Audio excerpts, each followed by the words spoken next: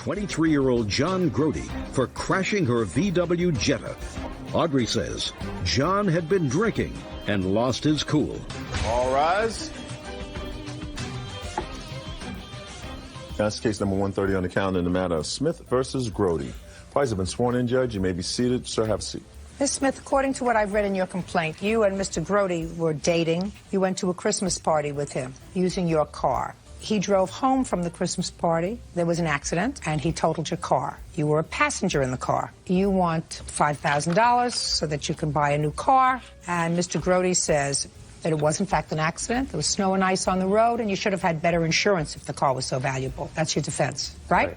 Okay. Let's see. This Christmas party was on what date? December 4th of 2004. And how far from your home was the Christmas party? Well, from my home, it was about an hour and a half. From where John lives, it was about 40 minutes. And I see from your complaint that it was originally your intention to sleep over. Yes. And you had hotel reservations. I do not know if there was hotel reservations. I did call to get a receipt for the hotel reservations. They said that... You made arrangements to stay over. I did not. John said that he was going to make all the arrangements. Okay. And that was because... It was his Christmas party.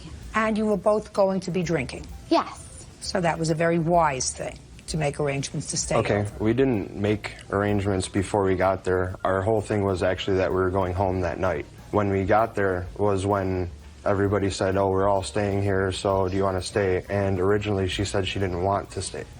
And what about you? We didn't have the money to stay. Your Honor. Just a second, he's talking. Go ahead. So when we were actually, when we were there, and I said, all right, well then, I wanted to stay there. She said we didn't have the money to stay there, so the plan was to drive home after that. Who didn't have the money? Both of us. Either of us. So you didn't have the money either? Well, I offered to pay. I mean, I had a credit card on me. I could have paid, but then she said she didn't want me to. So the plan was to go home. Mr. Grody, were you drinking? Yes, I was. Was she drinking? Yeah, she was. Then you find the money to stay over. Okay. Good. All right. Now, what time did you leave the party? I had to be around 12:30. And what time had you arrived at the party? That's a good question. I have no idea. I believe it was around 8 o'clock. What kind of alcohol were you consuming that day, Miss Smith? I had some wine with dinner, and then in the bar area, I was drinking Captain and Diet Coke. And what were you drinking, Mr. Grody? Corbel and Diet Coke. Corbel and Diet Coke. Is that a mix? It is for me. What, really? I mean, do you mix those two together, or you drink the Coke as a chaser? No, I mix them together. You mix them together? Nope, I'm a brandy boy, sorry. I guess it ain't a mimosa. I guess it's a Melissa. Melissa, that's cute. It's cute. I wouldn't record it anywhere, but it's cute. How many of these bizarre drinks did you have that evening? I couldn't tell you. Okay. So you know that you were in no position to be driving home. Before we left, I did stop drinking a while before we actually did leave. How old are you, sir? 23. How many hours into the drive home did you have this accident? About 40 minutes. We were about a mile away from my house. Is there a police report? Yes, I have an I'd like accident to see report. it.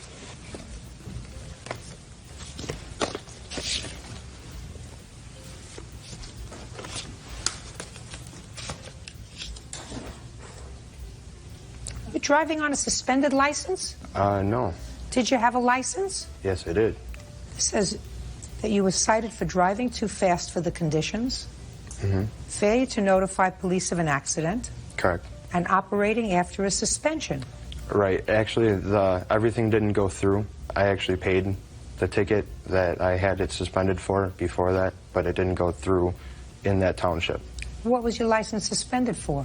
For not paying a ticket or not appearing in court for a speeding ticket. Did you get a ticket for driving too fast for the conditions? Yes, I did. Okay. According to your complaint, Ms. Smith, he was angry that evening when you left. Yes. Is that right? Tell me about it. Well, we were all just, socializing, and I went up to the bar to get a drink. And while I was waiting for my drink, a guy just randomly struck up a conversation with me. And we were just chatting while I was waiting. And apparently John here didn't like that. And he came up and he had made a remark to the individual that was talking to me. I couldn't understand what he was saying, but I could definitely, he was aggressive in his body language towards this guy. So I really didn't want to, push the issue. I just stayed where I was, thought that he would just, have like 5 minutes of cool down time, and I would stay there. But then immediately he came back up to me, and he just said, "We're leaving now." And What time was that? I believe it was around 12:15. Okay, and did you leave? Yes. And you let him drive? Well, I didn't. Yes. Physically, I let him drive because I knew I could not physically stop him from driving. He had possession of my keys because I allowed him to drive us to the party. And so he was angry. I was very scared. He's much larger than I am. Shouldn't have gotten into the car. I understand. I shouldn't have gotten into the car. So the car's just steel, replaceable. Understandable. I was clearly not thinking about Well, you'd the both best, been the best drinking. thing. Yes, and also, even if it hadn't been drinking, I believe due to the scare factor, I just didn't want him to, of course, damage my property that I worked very hard. And I know that's a very irrational thought. My body is much more precious than a chunk of metal, like you said. You're right. What happened on the way home? He just kept saying that, why were you talking to this guy? This was my party. You're my girlfriend. Being very possessive, being very jealous. And some of the booze talking, too. Possibly, yeah. Judge Judy continues in a moment. I freaked out and I said, "Don, you need to slow down. You need to slow down. It's dark. We're on country roads and you've been drinking." But it was too late. And then the next thing I remember, he was saying, "Get out of the car now. Get out of the car now." And later today, Did you believe that the friendship would rekindle into a relationship? No. Mr. Marquez, don't insult my intelligence. real cases, real people. Judge Judy. Audrey Smith says ex-boyfriend John Grody crashed her VW Jetta while driving drunk. Audrey also says John was irate when he got behind the wheel. Keep going. And so he was speeding because he was getting agitated. And I looked at the speedometer, and it was at 85 or 80 miles per hour. And I freaked out, and I said, "John, you need to slow down. You need to slow down. It's dark. We're on country roads, and you've been drinking." But it was too late. Then next thing I remember was him saying, "Oh." And then I blacked out momentarily. And then the next thing I remember, he was saying, "Get out of the car now. Get out of the car now." And I was very disoriented. And so he pulled me out through the driver's side door. And Okay. I was going 85 about 10 miles before we actually crashed. I slowed down before we actually went around that curve because I go around that curve every day. I know that it's a bad curve and there's accidents there all the time. What kind of car were you driving?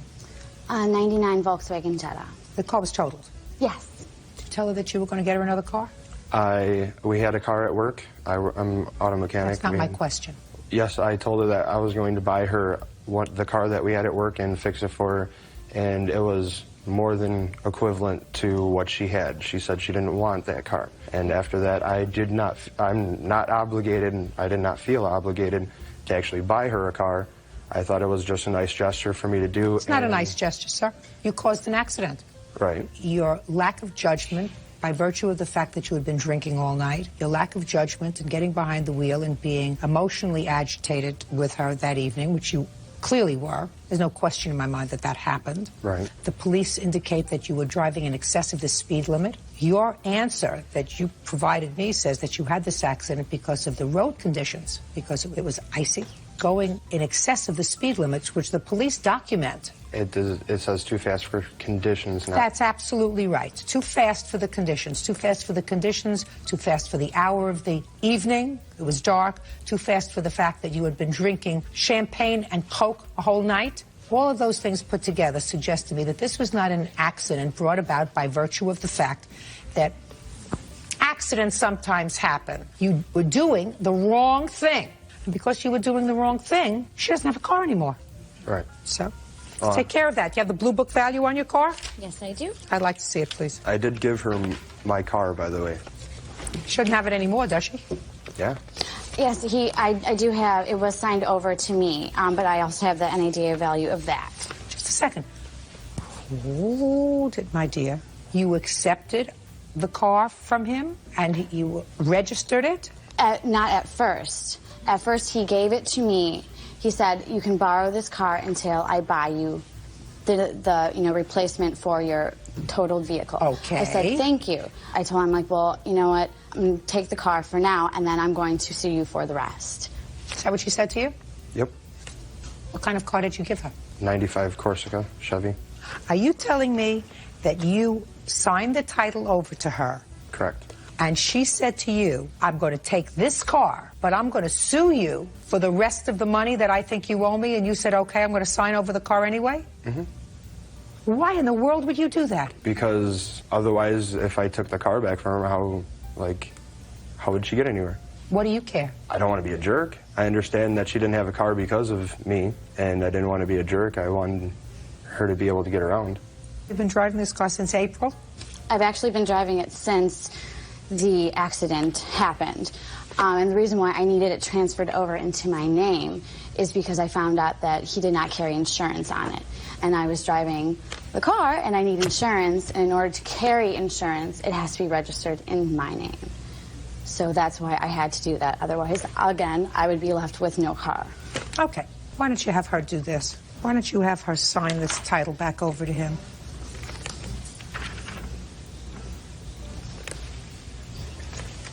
Signature of the seller, I guess. Okay. Can I borrow your pen? Thank you.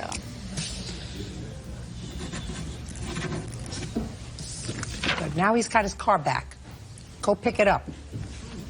Okay. It's yours. And now you'll pay her $5,000 so she can go out and buy a car. Just for the plaintiff in the amount of $5,000. Thank you, Judge. Parties are excused. You may step out.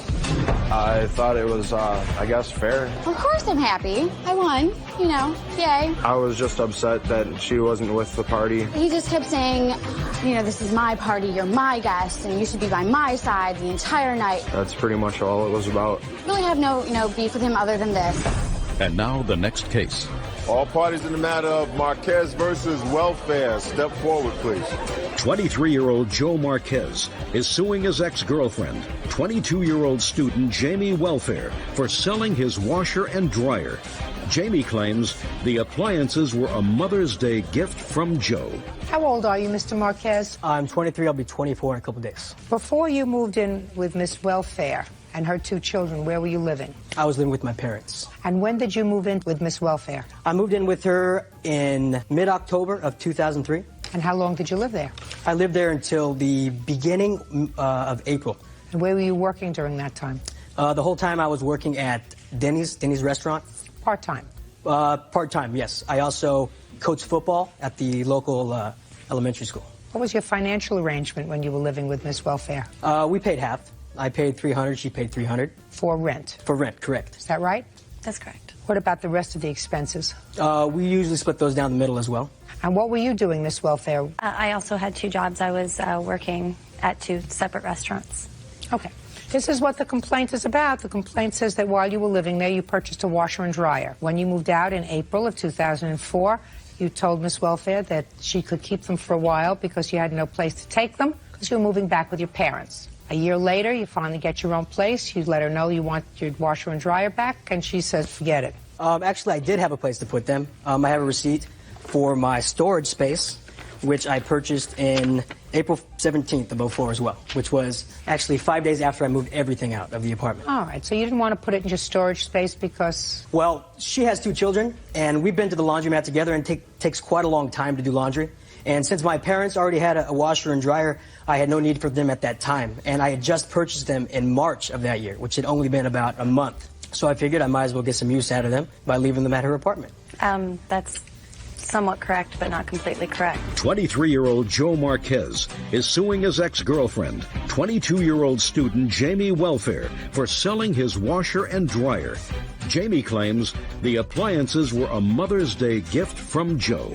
Well, let me hear what your version of the events were. When he bought those for me, it was an early Mother's Day gift. I was the one doing all the laundry. He never even did his own laundry. I was doing my laundry, his laundry, and both of my children's laundry. And between the two jobs and being at the laundromat all the time, it was a lot of time away, and so we had been discussing, you know, him buying a washer and dryer for me, and he was looking online and said, hey, come and pick the one you want. And so I picked the one I want. He gave them to me.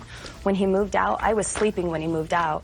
You know, our relationship had gotten kind of rocky. There was never any discussion about me giving them back, ever. When, for the first time, did you contact her with regard to retrieving these two items? Your Honor, as she said, I moved out at the very beginning of April of 2004.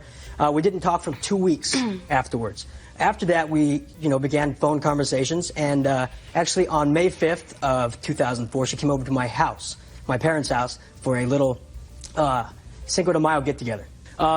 In May of 2004, I gave Miss Welfare $100 because she was having a rough time making it on her own in the apartment, and I have here a check for utilities / other stuff I gave to Miss Welfare for $100 to help her out. Could you answer my question? Sure.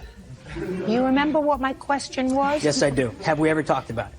About the washer and dryer? When for the first time did you ask for it back?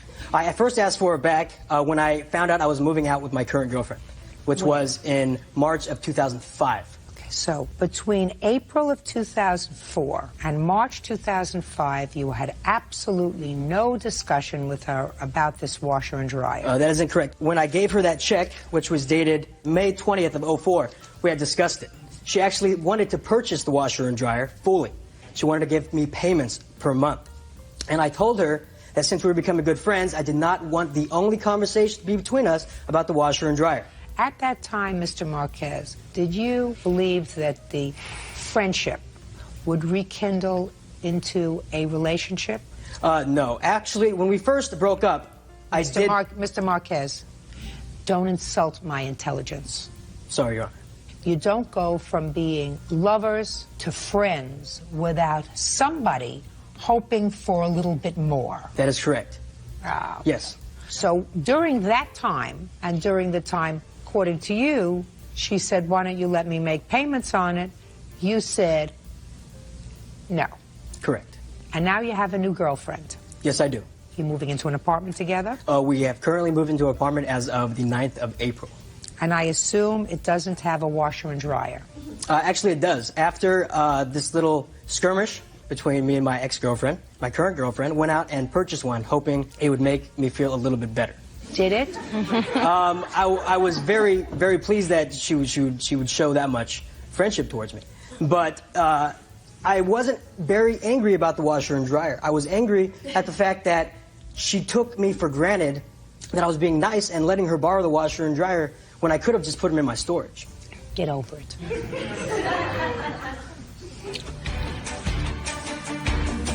There is something that doesn't ring true, sir, about your story that you told her more than a year ago, that I'm letting you use this piece of equipment that breaks down, that once it's used, it becomes less functional. I'm going to let you use that for as long as it takes. And it just so happens that the time that you want it back is when you're moving in with a new girlfriend. By the way, whose washer and dryer is the new one that was purchased? It is hers. I just want her to hear that. Yes, I've told her that many times. Very good. And you know whose this is? Yes.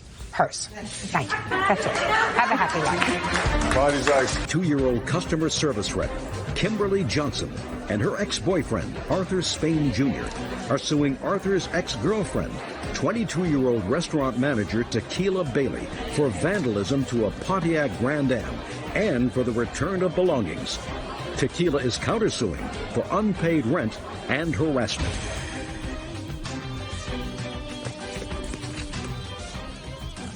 Now, this is case number 7 on the calendar in the matter of Johnson Spain Jr. versus Bailey. Parties have been sworn in. You may be seated. Folks, have a seat, please. Ms. Johnson, you and Mr. Spain live together and have 2 children together. Yes, ma'am. And you are no longer a couple. Yes, ma'am. No, Despite the fact that you both appear today as plaintiffs. My understanding of this rather complex case is that when you and Mr. Spain separated, Mr. Spain began a relationship with the defendant, Miss Bailey. And he, in fact, moved in with her. According to you, you tried to maintain a civil relationship with both of them, with Mr. Spain for the benefit of the children, and for Miss Bailey just because. But Miss Bailey was not happy with you for some reason, and it is your claim that she vandalized your car. Is that right? Yes, ma'am. And you are suing her as a co-plaintiff with Mr. Spain, who says that Miss Bailey kept some of his personal property when he moved out of the house because they are no longer together. Miss Bailey says that she did nothing to your car. It's actually you who harassed her, you and Mr. Spain. That it was Mr. Spain who damaged your car. Correct. And that you slashed her tires, you caused her to lose her job, and she wants from you, Mr. Spain, rent for the time that you were living with her. She has a counterclaim. All right, let's try to put some dates to these facts. Mr. Spain, when did you and Miss Johnson live together? About 2000 and... Maybe I'll ask Miss Johnson. We moved in, was about July 2003. And how old are your children? My son is 2 and my daughter is 4. And when did Mr. Spain move out? He moved out November 23rd, 2004. Why? Because of our differences. It wasn't working out. When did you move in with Miss Bailey? About the 26th. Of what? Of November. You knew her from before? Yes. From where? School. How come you moved in with Miss Bailey? Because she had asked me to move in with her. I mean, did you rent a room from her, or were you living together as a couple? Living together as a couple. So that while you were with Miss Johnson, you were also with Miss Bailey? No. She I mean, it's a short 3 days, sir, you were in somebody else's house. She had called me on the phone talking to her. Yeah. When I came home from work, he was on the phone talking to her. On the 23rd of November? Yes, ma'am. So then he moved out and he was living with Miss Bailey. How long did you stay with Miss Bailey, Mr. Spain? About a month and a half. Is that right, Miss Bailey? He moved in November 23rd. He was arrested January the 4th, so that's the last time he lived with me when he got out of jail. What were you arrested for? Home invasion. Burglary? Nah. What? No, he kicked in the door. Kicked in her door. Yeah, he kicked in my door. You kicked in her door? Where his kids lay at their heads at night. Shh. What'd you kick in her door for? Just jealous, and I was really upset what was going on when I was living with her. Well, so you were annoyed with Miss Bailey, so you kicked in Miss Johnson's door? Yes. It's very logical. Getting too old for this job. All right, Miss Johnson, tell me about the vandalism of your car. When did that happen? December the 16th. And you were still living with Miss Bailey, is that right, Mr. Spain? Yes. In between the time that they were together, it's been harassing phone calls. I mean, he would call, he would get me upset, he would get me upset, just arguing over our relationship, whatever. Then she would call, and she would play on the phone, repeatedly call, left threatening messages on my voicemail, and I just got, I mean, of course I've defended myself in the argument too, but I guess she got real upset to the point where she wants to come over to my house, and she'd scratch the car. Well, I want to know, were you home when she scratched the car? Yeah, I was home, but I was asleep. It happened overnight. So you didn't see her scratch the car? No, I didn't see her scratch the car, but I do have a witness with me that... Really? Yes, ma'am. I'd like to hear that witness. Tell me your name, please. Monica Dykes.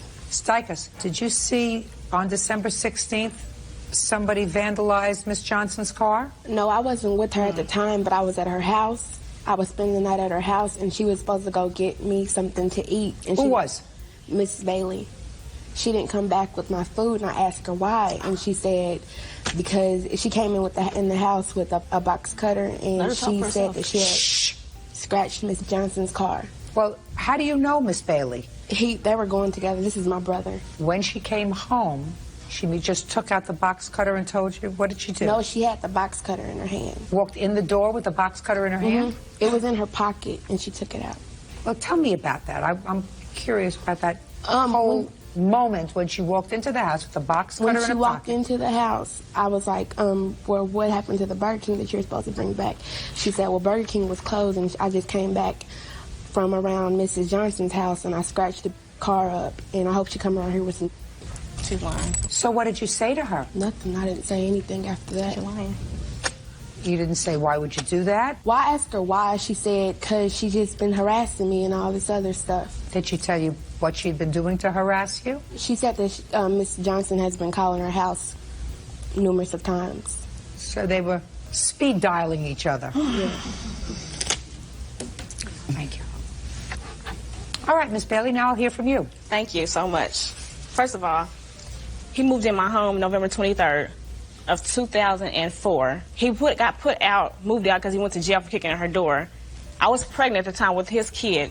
So when he got out of jail, I no longer wanted him in my home anymore. So while the process he's been in jail, me and Christina Stovall right here took all of his belongings. We took. I'm not at his claim yet, Miss Bailey. Oh, okay, well, where are we at? I'm keying her car.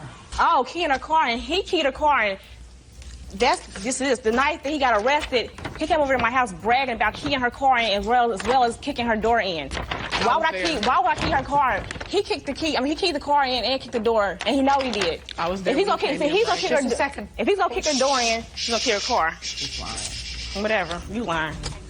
Judge Judy continues in a moment.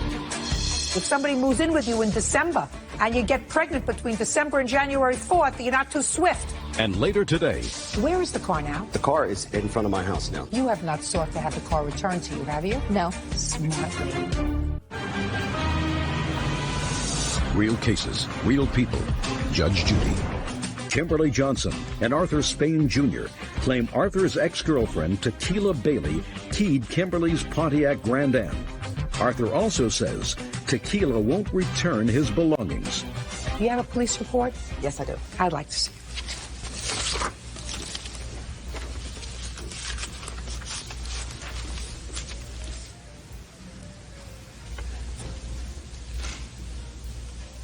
Step up. Tell me your name. Christina Stovall. You said that you were present when Mr. Spain acknowledged that he vandalized Miss Johnson's car? Yes. When was that? January 4th. Tell me about what he said. Me and Tequila and her two sisters were in the living room. He came in through the door. He was sweating, walking around. You could tell he had did something. This is what he said. He said, I keyed in her car, I kicked in her door, and the police is coming. So Tequila said, let's go upstairs and talk about it. Yeah, but the police report... He did it at He did it what? He did it at 2 different times. When he keyed in her car a couple days before he kicked in her door. But he came in bragging about both of it. Yeah. No. No. Yeah.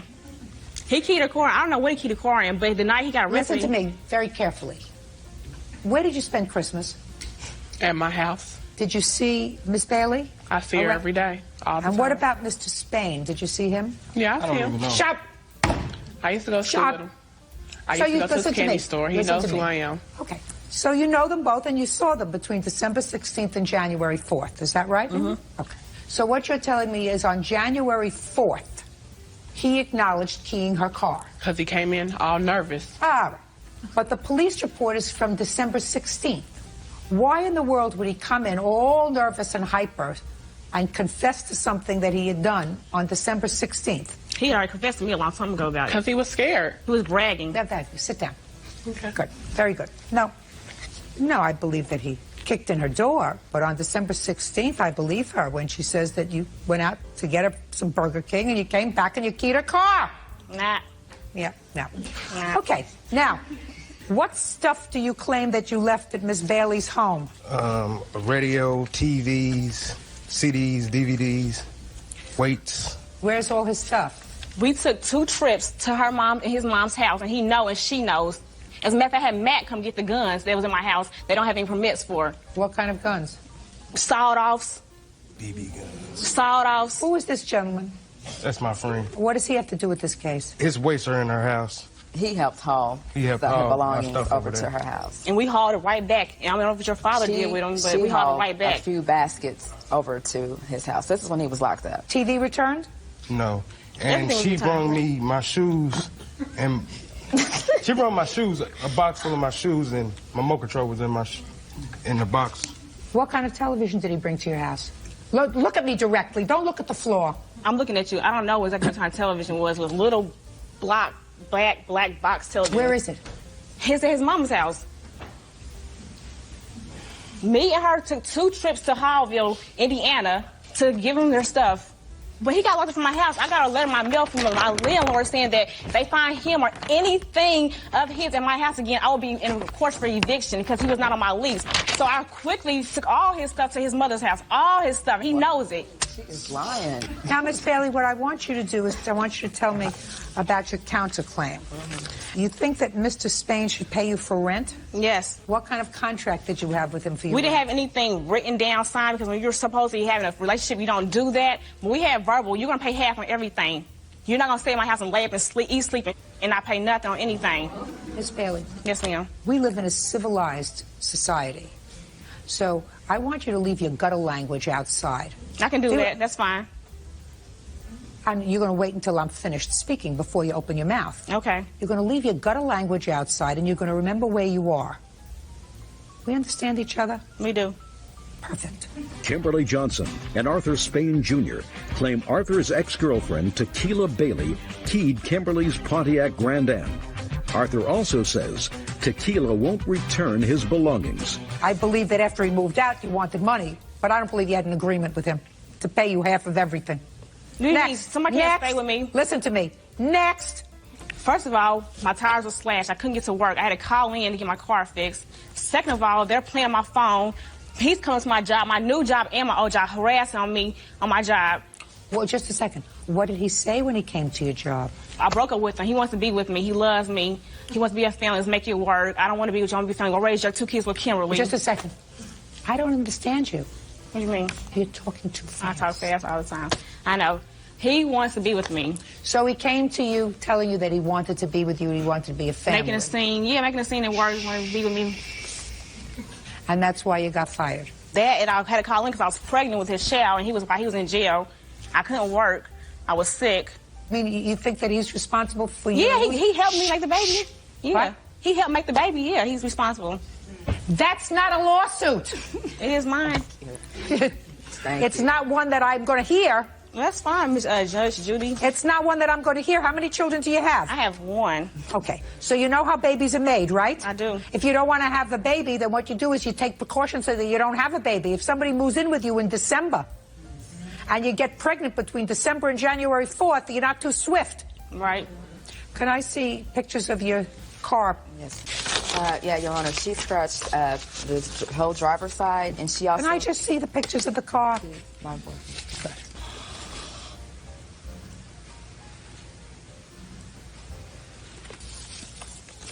Okay, did you have these scratches taken care of? No, ma'am. You have an estimate on how much it's going to cost? Yes, to have ma'am, I do. Scratches taken care of?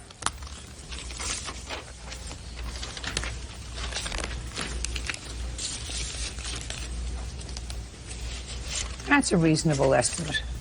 Listen, there is no question in my mind that the two of you women behaved badly towards each other, right? Right. I think Mr. Spain behaved badly, too. Listen, Miss Bailey, don't get in between people. It's always a very bad idea. If someone has a fight with his wife, woman, girlfriend, whatever it is, and if you take him in the day that he had a fight, and then if you make a baby with him, that makes you a smart woman who's not acting too smart, or a stupid woman who's not acting too smart. I don't know which one you are. I was stupid. But whoever you are, you owe us $600 to have a car painted. Judgment for the plaintiff in the amount of $600. Your counterclaim's dismissed. That's all. Thank you. Parties are excused. You may step out. I ain't even mad, though. That's the whole thing. I ain't even mad. I'm cool. I'm cool. She's a liar. She's crazy. She needs some mental health. I don't need anything from any one of them. And I'm still strong, sitting on my own 2 feet. That's the devil right there. Thing is, I got fists. Come on, bring it, because I'm ready. Straight up, I'm ready. The girl's crazy, and you seen it in there. She crazy. And now the next case. All parties in the matter of Ford versus Tarrant. Step forward, please. Barber Glenn Ford is suing his former lover, office technician Elizabeth Tarrant, for the balance on a 1988 Toyota Celica he bought for her daughter. Mr. Ford, it is your claim that Miss Tarrant, with whom you were briefly involved, owes you money for a car that you purchased for her daughter and for impound fees later when the car was impounded because her daughter didn't have a driver's license. Ms. Tarrant indicates that both of those things were gifts and you did not seek any money until after she decided she no longer wanted to be involved in a committed relationship with you. Is that what this case is about? Yes. Fine. Where is the car now? The car is in front of my house now. You have not sought to have the car returned to you, have you? No. Smart lady. Mr. Ford, can you explain to me why This is a relatively new purchase. According to your complaint, the car was purchased for her daughter sometime in February, correct? In March. So it was driven by her for a relatively short period of time. Why don't you just sell it? The reason why I don't want to sell it, because I'm really not in this business of selling car. I had purchased the car for Elizabeth because she needed a car for her daughter. And it was an understanding, a mutual understanding between us two, and a contract that we had, which she didn't sign. Well, then I'm not interested in it, sir. My question to you is a very practical one. This is a relationship that clearly was not going anywhere. The only nexus tie that you had to each other was this car. You got the car back, and I understand that you're not in the car business, but I don't know what your losses are. Well, the car was impound, and she had agreed to pay me for the impound fees. I had to get the car out of impound, and the only way that I was able to get the car out of impound was that her daughter had to have a driver's license, so they could release the car to me from out of impound. I took her daughter to get a driver's license, and she had a driver's license, and I went to pick up the car from the impound. I incurred losses there. Now, she agreed that she would pay for these losses that I had incurred. You mean for the impound fees? For the impound, yes. That's not unreasonable. What do you do for a living, Mr. Ford? I'm a barber. Is it your own business? Yes, it is. Then you're a businessman, Mr. Ford, and you appear to be an intelligent person. Right? You may not know a lot about cars. I don't know a lot about cars either. But I know that if I had a piece of property in my possession, in this case a car, and I had the title to it, which you do at this point because she signed it over to you, before I would bring her to court, I would put an ad in the paper, a sign in the window, and I would say I want to sell this car and see what I get for it. And then you won't be out any money unless you just wanted to bust her chops. So, Mr. Ford, before you come to court, go sell the car and see if you come up with a shortfall on the money you laid out. Do we understand each other? Yes, Your Honor. Perfect. Goodbye. Parties are excused. You may step out. 21-year-old student Jotham Schiller for purposely ramming the back of his car. Justin claims it was retribution from a prior incident. All rise.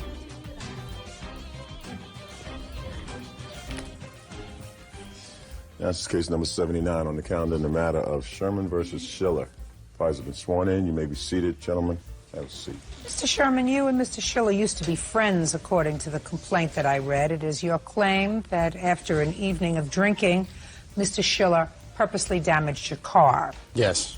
Mr. Schiller says that he did not damage your car, and in any event, you don't take responsibility for things that you do because a month or so previous to this incident, you got drunk and got sick on his carpeting and didn't take responsibility for that. So that's what happens when you get drunk. That's your defense. That's basically correct, yes. All right. Let's get to my favorite part of this. Let's get to the drinking part. What date did this incident allegedly happen, Mr. Sherman? March 25th, 2005. What time? About 1 o'clock in the morning.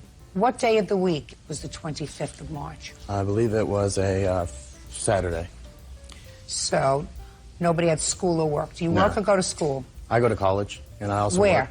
work. Longview Community College. Okay. Where did you start your drinking, Mr. Sherman, on Saturday night? Went to a party, I believe it was a high school party in a rural area. I didn't know the person's house. I was taken there with my witness, Sean. How many people were there? I'd say about 50, 55. Oh, good. I love this part. There were 50 or 55 high school kids? Yeah, give or take. A lot of drinking? A lot of drinking. Was it a nice house? Not really. Not when they got finished with it. The parents home? No. You know, I think when you have teenage children, you should just make a pact. You don't go away.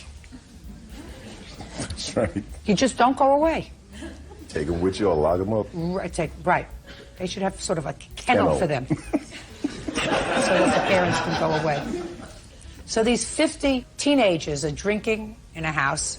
Some other guys, older college men like you show up, more responsible, and you're drinking. Now, is everybody bringing their own booze, or was it... What did you bring? I didn't bring anything. I wasn't drinking, Your Honor. Not at all? No. Who was driving? I was. What were you drinking?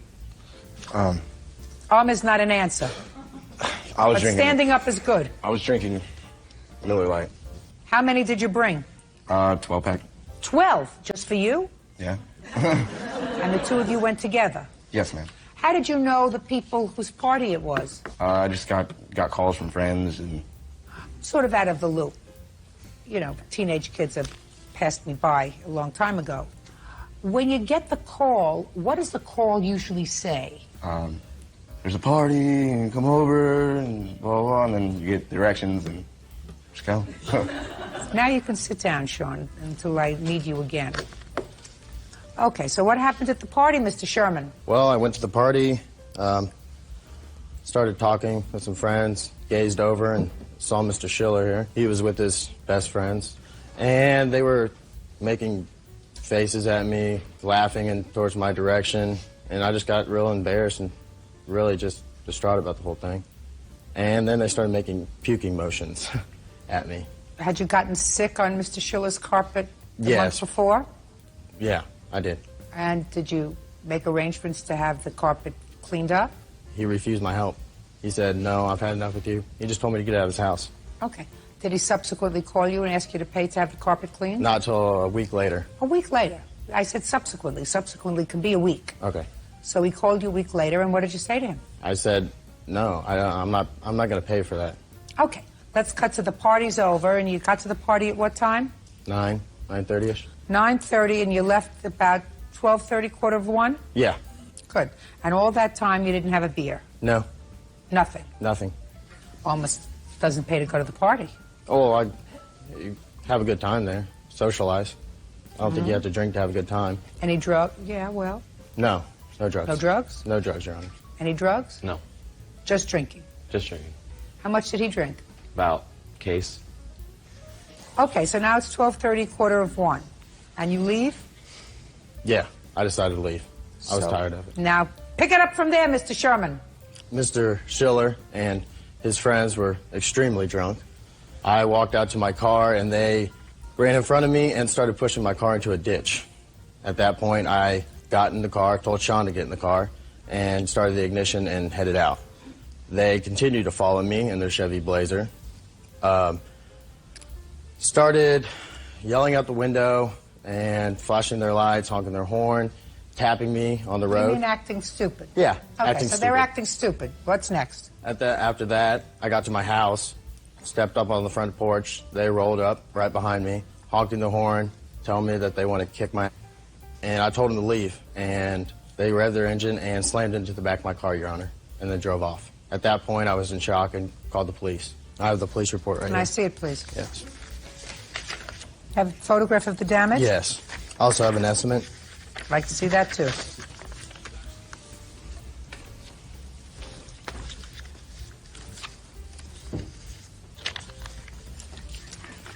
Now I'll hear you, sir. About a month before this incident occurred, I know months before you, Yeah. you got sick and he ruined your carpet. ruined and the carpet, damage. You wanted him to pay well, for not it. only that, though, he tried to fight me in my own house. He got drunk. He got drunk. He has a drinking He problem. cost me, yeah. Well, He has he a blacked drinking out, and I problem. let him pass out on the ground. Listen to me, Mr. Schiller. He has a drinking problem. He's an alcoholic. I don't have a drinking problem. He has a drinking problem. He has Mr. a... Sherman, I want you to trust me on this one. I have a nose. You shouldn't drink. Keep going. Well, we were outside. He basically invited us over to try to fight him. He How wanted did to fight. he do that? What, screaming down the road. Sean actually was yelling out the window, come over and fight us. No, Your Honor. Okay, so that's... Listen, Mr. Sherman. See, that's what happens when you have a drinking problem. You can't control yourself. Mr. Sherman, do you understand? Yes. Understand how quiet he was when you were testifying? Didn't interfere. When you have a drinking problem, even if you haven't been drinking, you lose control of the ability to have control of yourself. Like right now. Mr. Sherman, if I can tell that you, as a 19-year-old kid, drinks too much, by the time you're 30, it's going to be over. Judge Judy continues in a moment. I just wanted to get this settled, maybe talk out with him, but... And you thought, Mr. Schiller, the appropriate time to talk to Mr. Sherman was when he had a case of beer. Well, that's the only time to talk to him. Mr. Schiller, don't play with me, sir. And later today, She told me that whenever her son Kenneth was moving up to Kansas City and that his father had a lot of money and they were going to get full custody and make me out to be an unfit mother. I never said that. Just a second.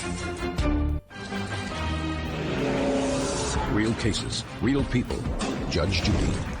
Justin Sherman says acquaintance Jothan Schiller rammed his car in a drunken rage. Jothan claims it's Justin who is the troublemaker. All right, so now you are at Mr. Sherman's house because this idiot over here challenged you to a duel. Yes. And you were sufficiently sophisticated, in control of yourself to say, I'm not going to get started with this. I'm going to go home. Whoops. No, I don't think so. I think I'm going to go over and fight them. Right? Now, you go over there, you honk your horn, and they don't come? No, they ran inside as soon as we got there. Right, and you honk your horn. Yes, I honked. And they didn't want to come out to fight you? No, they did not want to. When they had offered first. I mean, I didn't want to fight him. I just wanted to get this settled, maybe talk out with him, but... And you thought, Mr. Schiller, the appropriate time to talk to Mr. Sherman was when he had a case of beer? Yes. That's the only time to talk to him. No. You thought that the appropriate time to talk to him when he would be in whenever control you see of him, his senses. he's usually been drinking. Mr. Schiller, don't play with me, sir. Well, all right. And it's your statement that after you honked your horn and they refused to come out, you drove away and you did not back into the car. I was parked in the driveway, so it might have appeared that I was close, but maybe his prior damage. So that's your statement. Very good. What year is your car, sir? A 91 Buick LeSabre. Okay. It holds sentimental value, Your Honor. What? It was my great-grandfather's. That's why I want it fixed. It holds sentimental value. Well, I don't get sentimental over a car, sir. You know, maybe a vintage Rolls Royce. But I got to tell you something. You should have it fixed. You're not going to have it fixed for $2,000. You find a ding doctor who can fix it maybe for $500.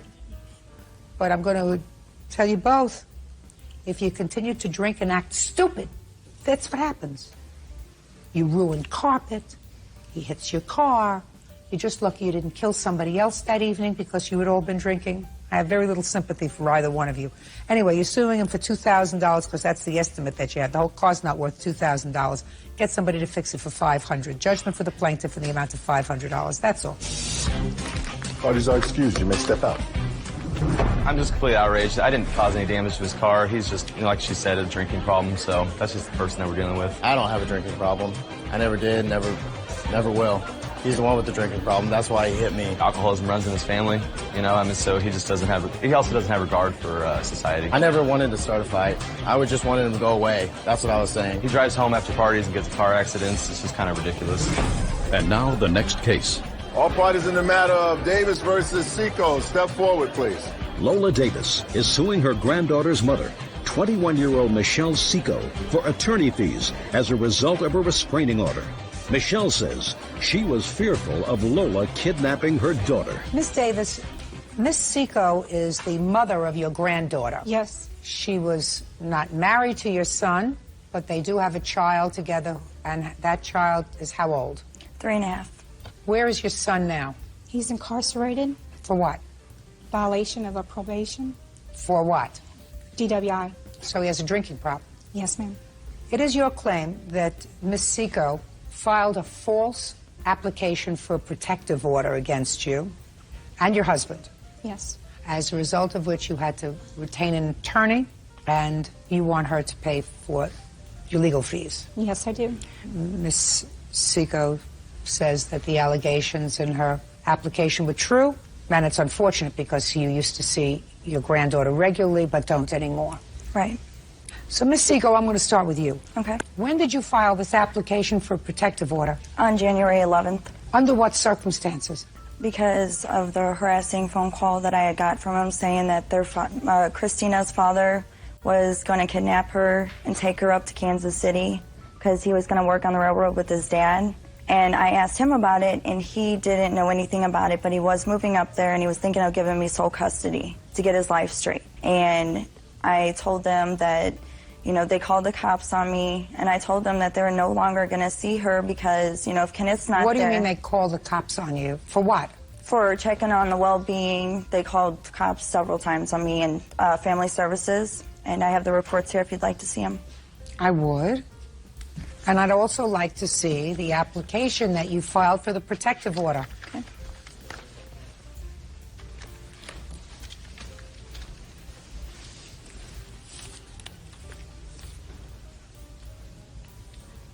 So you filed a petition in which you allege as follows. Mm-hmm. She is constantly harassing me if I don't let her see her granddaughter. She makes me out to be an unfit mother. She's several times called Division of Family and Children's Services and called the cops on me. Yes. When I would go to pick up my child, We would get into arguments, and she would yell at me and threaten to take my child away. She's constantly harassing me about my 3-year-old daughter, which I fear she might kidnap and flee the state. Yes. Well, what did she say about kidnapping your child, or are these fears that you have that were born out of the fact that she said, if you don't let me see her, something will happen? She told me that whenever her son Kenneth was moving up to Kansas City and that his father had a lot of money and they were going to get full custody and make me out to be an unfit mother. I never said that. Just a second. So? And I asked Kenneth about it, and he said that was not true. He was going to move and stay up there and get his life on track because he had his previous history, and he was going to give me sole custody. Lola Davis says the mother of her granddaughter, Michelle Seco, took out a false restraining order against her. How many grandchildren do you have, Ms. Davis? I have 13 total. Unfortunately, you can't sue the person who granted her a temporary restraining order. You were granted a temporary restraining Yes. order, then you had a trial? Yes. And at the trial, the case was dismissed? Yes. Well, should never have been a temporary restraining order based upon these allegations. There is not one allegation here that is sufficient, in my judgment, for a court to have granted her a temporary restraining order. Judge Judy? Yes.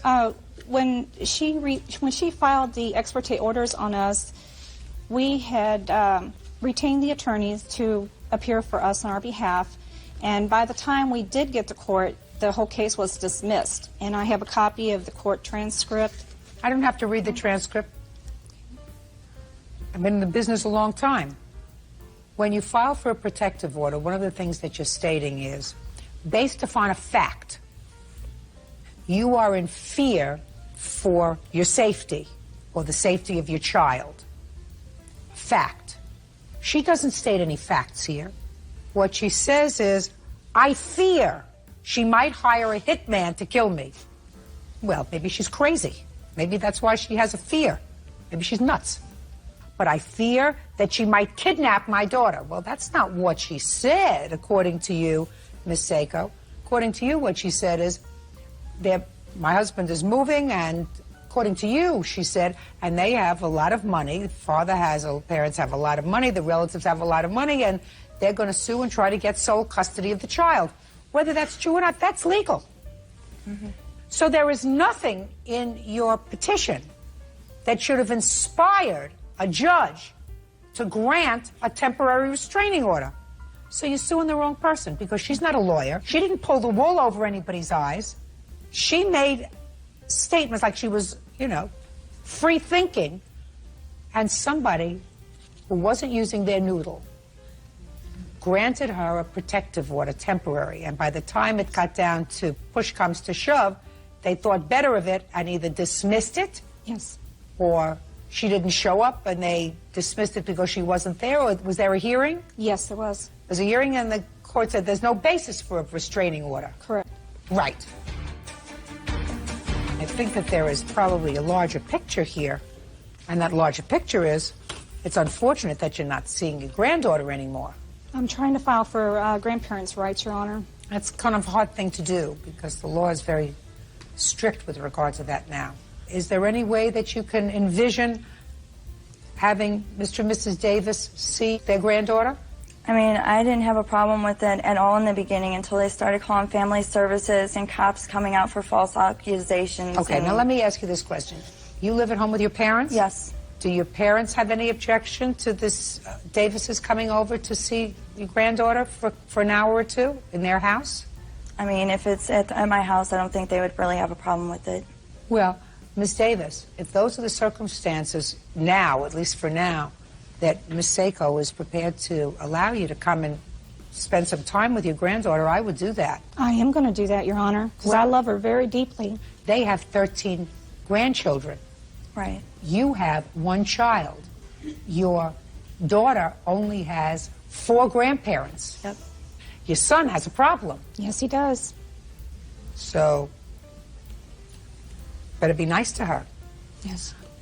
Why don't you see while you're here if you can arrange for a time, an hour maybe on a Sunday? That would be reasonable. Yes. And it would certainly show me a level of maturity on your part. Exactly, and I've always told her that she is the grandmother and nothing is ever going to change that, whether me and her son aren't talking or not, and I've always told her, even before I had my child. So why don't you see if this Sunday you can make some time? You live close enough, don't you? Yes. Yes. Good. Thank you very much. Thank you. Parties are excused. You may step out. Of Carlin versus Step. Parties have been sworn in, Judge. You may be seated. Ma'am, have a seat. Mr. Carlin, you and the defendant have been divorced for many years. Yes, ma'am. And according to your complaint, you shared custody for most of those years of your now 16-year-old daughter. Yes, ma'am. And it sounded as if everything was going along reasonably well. Right? Until you gave your consent while your daughter was with you to have her lip pierced. Yes. A decision which I gather, reading between the lines, you regret a little bit. Slightly. And as a result of that, Mr. Carlin, I get the sense you filed this lawsuit, which alleges that your former wife had agreed to pay for half of your daughter's karate lessons. That's correct, Your Honor. And she became rather expert in karate. She took karate for several years. Your former wife had not paid for half. That's correct. Something that I don't think bothered you too much until the lip piercing. No, that's not correct, Your Honor. Well, this whole thing didn't blow up until the lip piercing. Is that right? That's correct. And then something happened that, as far as I'm concerned, was tragic, but we'll get to that in a moment. So why don't you tell me when this agreement was made with your former wife? About 3 years ago, Sarah was shopping around. She was interested in taking karate. So she looked at one school, and she looked at another one, and she liked the second one. It wasn't as expensive as the other one, and as a matter of fact, it was a little bit cheaper, but they wanted the money up front, basically over a 10-month to a year period. It came out to a little over $4,100. I talked to my wife, Teresa, and she said, we cannot afford this. I said that Sarah's mother would agree to split it with me. I picked up the phone, I called her, I laid this out to her, exactly how they wanted. I didn't expect the money right up front from her, but she said that she would split the cost of the school. 2.5 years later, 3 years later, I've yet to get a dime. You remember having the conversation with him No, when your Your daughter Honor. started school? No, Your Honor, I don't. He says that he did discuss with you when she first started karate school, make sure you tell me the truth, that he wanted you to pay for half because he couldn't assume the entire burden of the classes. Now, are you telling me that he's lying? Yes, I am, Your Honor. That's not true. I never saw one document from the karate school. He never approached me about paying half the money. We split tokens. He would pay tokens 1 week, I would pay tokens for school. The karate lesson money was never brought up. Okay. Now, something happened with your daughter recently, I assume, when she came to you and said she wanted to have her lip pierced. Tell me about that conversation. Well, for 2 years, she had wanted to get something pierced. She has about 3 holes in her ear, and I was like, no more, no more. And when she was 16, we had discussion. She asked and asked and asked, and finally I broke down. Did you discuss it with her father? No, I didn't. Why not? It really wouldn't have been a big deal. All right, Mr. Carlin. Yes, ma'am. Then you saw your daughter. I must tell you, I am sympathetic with you as a parent. You see your gorgeous daughter, and she's got this ridiculous thing in her face, and you got really angry. That's correct. So what did you do? Well, Sarah and I had discussions prior to this that she was getting a little tired of the shared custody arrangement. So I picked her up and saw the stud, and I couldn't believe it. I took her down the next day to the place where she had it put in, and I let them know that she was only 16. I want this thing out now. And she refused to come in. So I took her back to her mother's house, and I said, you're tired of this shared custody arrangement? I said, I can't have this, either. And that was it. She's been with her mother since July 15th. Mr. Carlin, you're going to answer me very honestly, sir. Yes, ma'am. Because I think you've been a good father. I think you've been an involved father, good parent. Do you believe, Mr. Carlin, that your reaction to your daughter's piercing was appropriate? At the time, yes. Now, at the time, yes, because you're a human being and you have, you know, the juices started to flow. In retrospect. No, I think I could have handled it a little bit differently, but like I said, you know, even Sarah agreed that she shouldn't have gotten this thing, and she even went down with me to the place where she got it pierced at to get it out. But when we got there, she made a stance that I'm not going to do it, Dad. And I said, well, then we just can't have this shared custody arrangement anymore. Excuse me, Your Honor. She didn't want to go down to the piercing place. He made her go down, and when she wouldn't get it out, he dropped her off at the corner of my street and said, get out, in no uncertain terms. They had no discussion over the shared custody thing outlasting itself. The term was, get out. Judge Judy continues in a moment. As long as I pay the bills, I want to be able to look at you unencumbered by things coming out of your face and your ears. And later today, Never get in the middle of two people who are getting a divorce. They never got along. He can't stand her. That's very understandable. real cases, real people. Judge Judy. Joe Carlin says his ex-wife Mary Stepp agreed to pay for half of their daughter's karate lessons. Mary claims they never had such an agreement, and Joe is angry because she allowed their daughter to get her lip pierced. A judge is not a computer. A judge is a human being, and we bring to our job all of our history, you know, all of our own personal stories. So I'm going to share one with you, all right? I have 5 kids, and they're all older now. When one of my children started college, and this was 14, 15 years ago, he came home from school after his first couple of months, and I picked him up at the bus station, which was pretty far away from our house. And he was coming home with a friend. And he got off the bus, and I looked at this handsome child, and he had something wangling from his ear. So I kissed him hello. And I said, you can get in the car. That thing stays outside. Oh, Mother, don't be ridiculous. You know, everybody's doing it. I said, listen, I don't have to look at it. I brought you into this world. I still pay the bills. As long as I pay the bills, I want to be able to look at you unencumbered by things coming out of your face and your ears. He thought I was kidding. I said, you got 5 minutes, boy. And he hung around, he spoke to his friend, and they were trying to figure out whether I was serious or not. 5 minutes passed, the thing wasn't out of his ear. I got in my car and I went home. And about 2.5 hours later, because it took that long by public transportation, you know where this was? This was in the Bronx, where he was in the Bronx, all the way up in the Bronx, where the bus came in from Albany, Bronx, New York. He managed to find his way home without the earring in his ear. Now, that doesn't mean when he was in college, he didn't have rings and ropes and dangles and doodads hanging out from every orifice of his body. But I didn't have to look at it.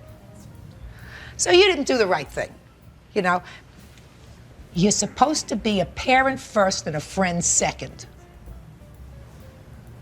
And a parent says, babe, you got a couple more years until you are 18 years old. Then I can't tell you what to do, right? You want to paint polka dots on your face, you can paint polka dots on your face. But while you're in my house, I don't want to have to look at this thing here. I don't want to look at something in your tongue. I don't want to look at something in your nose. I just don't want to see it. You didn't do that. That really irritated him. Right, Mr. Carlin? That's correct, Your Honor. Okay. So the problem is this. I find it difficult, Mr. Carlin, to imagine that 3 years have gone by with you taking no action whatsoever, even to get $100, $200, and have done nothing over the 3-year period of time to recoup any money if you say that there was this verbal agreement. I have a problem with that.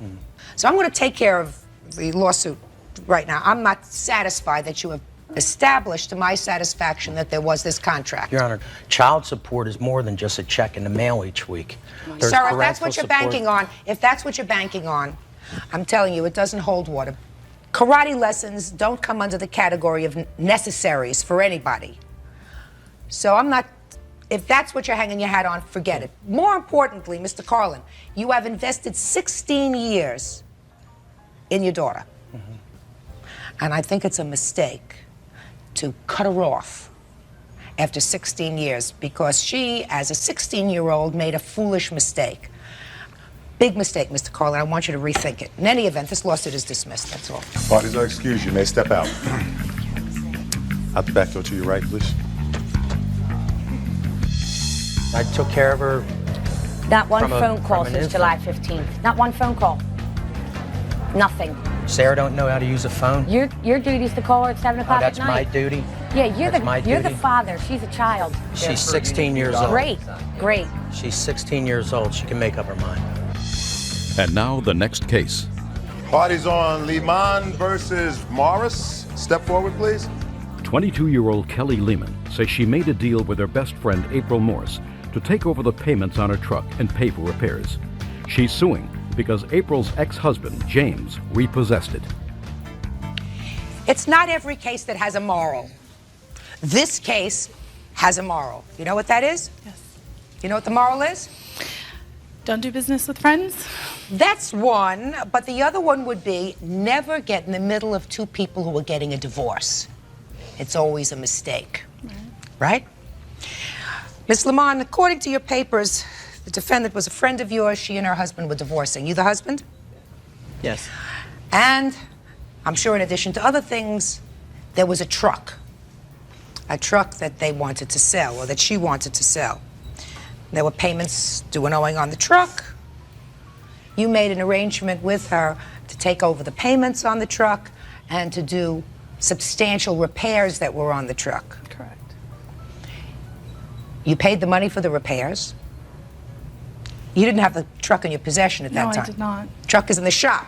Correct. And you kept paying. I made one payment. In August. In August, correct. And according to these papers, for most of the month of August, the truck was still in the shop. Yes. And you're going to tell me why you did that in a minute. And then, in the divorce, according to your answer, he got possession of the truck, and he came and took it out of her driveway. Is that this case? Well, it was parked on the street. Or took it from the street. So you want to be paid back for all the repairs you did on the truck, for the payment that you made on the truck, and then there's something here about punitive damages, which is really nonsense. Judge Judy continues in a moment. We started getting in a fight after her boyfriend said that he was attracted to me after we had gone out one night together. Real cases, real people. Judge Judy. Kelly Lehman says she made a deal with her best friend April Morris to take over the payments on her truck and pay for repairs. April and her ex-husband James say they repossessed the truck because Kelly made the payments late. So let's hear about this deal. Okay, well, April and I have been friends since the first day of high school. I needed a more dependable vehicle. She had it.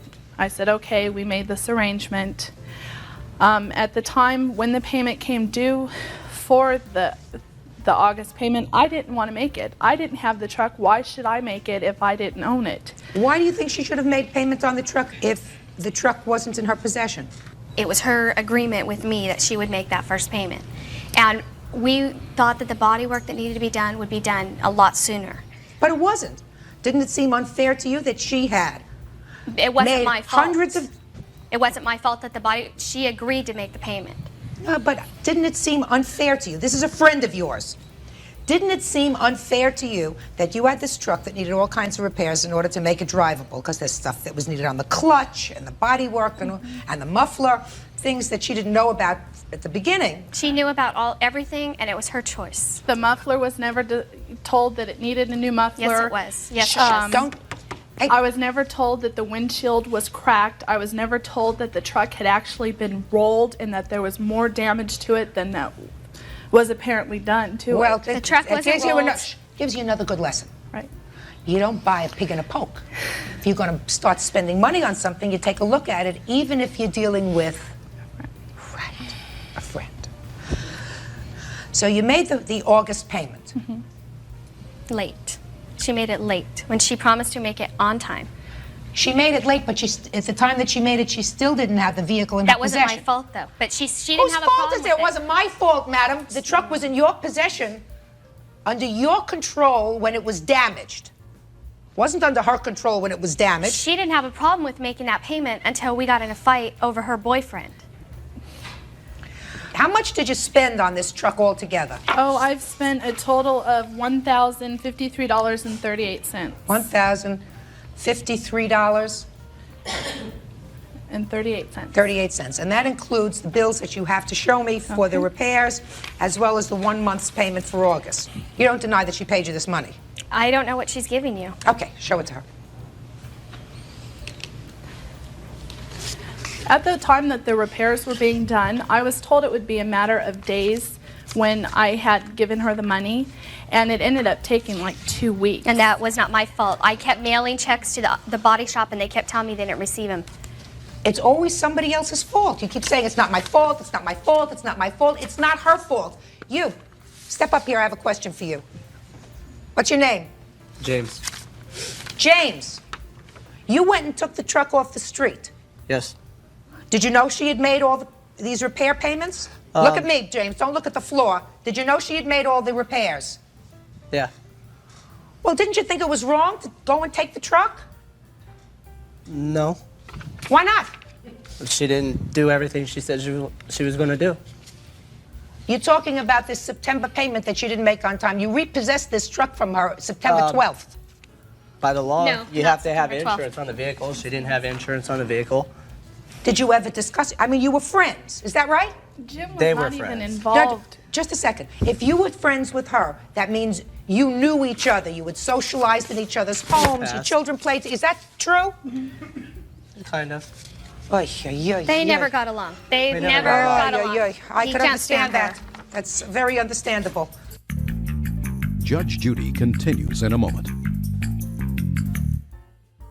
Well, right now, she's out all this money, and you got the truck. And you were awarded the truck in the divorce, sir. Is Yes. that right? That's right. How many cars did your family have? 2. 2. You had the truck, and what kind of car did you have? A Ford Escort. Uh-huh. So you agreed between the two of you that you would keep the Escort and he would keep the truck. Is that correct? But we also agreed that if she made the payments on time, as soon as our divorce was finalized, that we would sign and let her refinance the truck. But after we got in a fight, she didn't want to refinance. She said, I'm going to do what I want. There's nothing you can do about it. You can't take the vehicle from me. She refused to get insurance until it was in her name. Therefore, she's driving around a vehicle that we owe a lot of money on still. She did not make the, okay, granted, give her the first month. She did make the payment on time. If you say she didn't have the vehicle, even though she agreed and it wasn't my fault, the second month, she came up with an excuse. I don't have the money. I can't make it till it's late. She breached our agreement first. And when he took the truck, he took it on his own. I had nothing to do with it. The Ms. payment was Morris, late. right now there is something inequitable about you having a totally fixed truck and her having nothing but the bills. No. We offered to make her payments. They wouldn't accept it. They wanted all the money up front. She paid all of it up front, $1,053.38. Can I have the bills, please? She didn't make it in payments. I don't agree with all of this. Miss Morris, I don't care what you agree with. There is something You asked me. inequitable. You asked me. Hey, I'm telling you. now I'm asking you to be quiet. You, sir, are driving around in a truck where she fixed the bodywork, she fixed the clutch, she fixed the muffler, she fixed the windshield, and you got She a didn't brick. fix the windshield. Fix no windshield. Strike windshield. And you're driving around in the truck. You should have taken care of this yourself. Judgment in this case is for the plaintiff in the amount of $1,053.38. That's all. Parties are excused. You may step out. I'll back up to your right, please. Judge Number 317 on the calendar in the matter of Campbell versus Nalepsky. Parties have been sworn in, Judge. You may be seated, ma'am. Have a seat. You allege, sir, that the defendant kicked a window out of the back of your truck or car. Is that right? Yeah. And it cost you a couple $100 to have it fixed. Yes, it did. Why don't you tell me how that happened? Well, first we started off at my friend's house, and we were going to go to the club that night. Who's we? Aggie, the defendant, and I, and Patty. We decided to go to the club, and she started off by drinking Who's she? Boone's, the defendant, a Boone's Hill farm. What and, is that? I don't know, Strawberry Boone's Hill. Wine. It's a wine. And then after that, we got in the car, and we drove to Club X, which is in the city about 45 minutes away. And we got there, and the defendant, started drinking. She drank a cranberry and vodka when we got there. And then we went out and started dancing, Patty and I, and Aggie was there drinking. The defendant was there drinking, standing there. After that, we went back after we stopped dancing, and we came over, and Aggie said she wanted to leave. And I asked her why. And she said, I just want to leave. So I told her, you know, I was like, if I buy you another drink, you're going to stay? And so I gave her some money, and she went and bought a Hurricane. What's a Hurricane? It's mixed with like 5 or 6 different drinks. Like, it's mixed with gin, 151.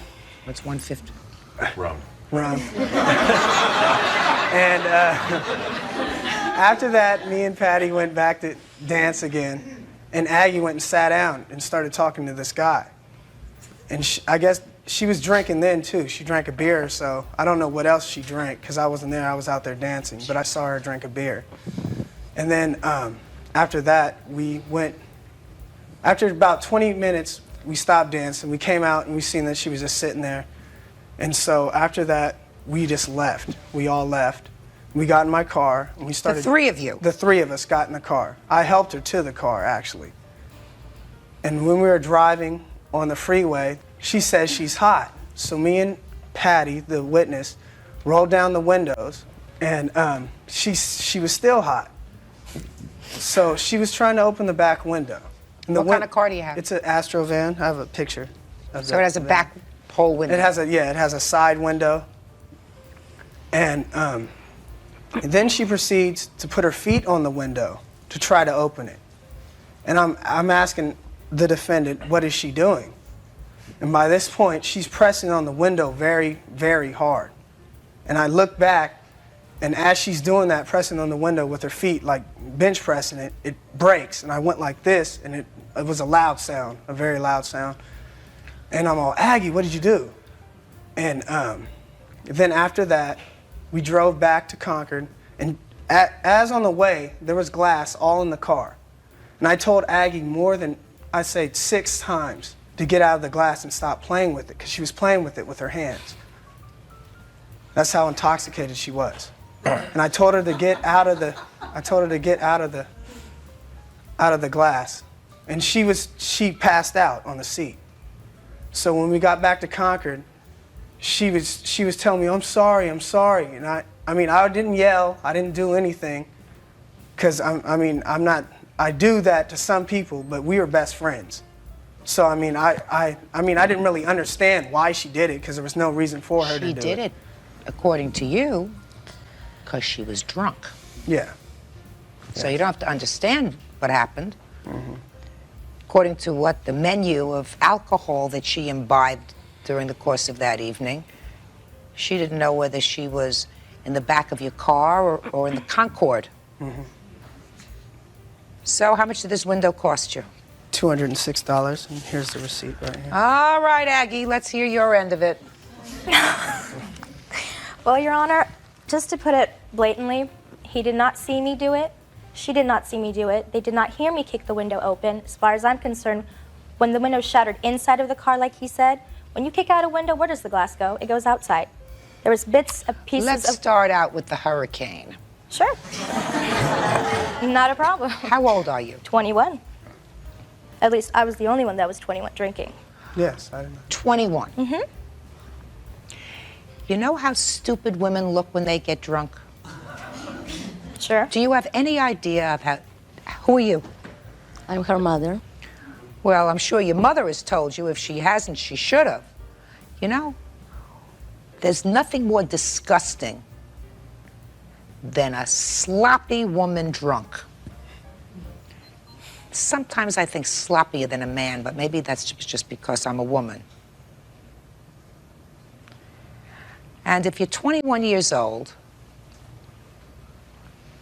and you have therefore a license to drink, doesn't mean you have to make a fool of yourself.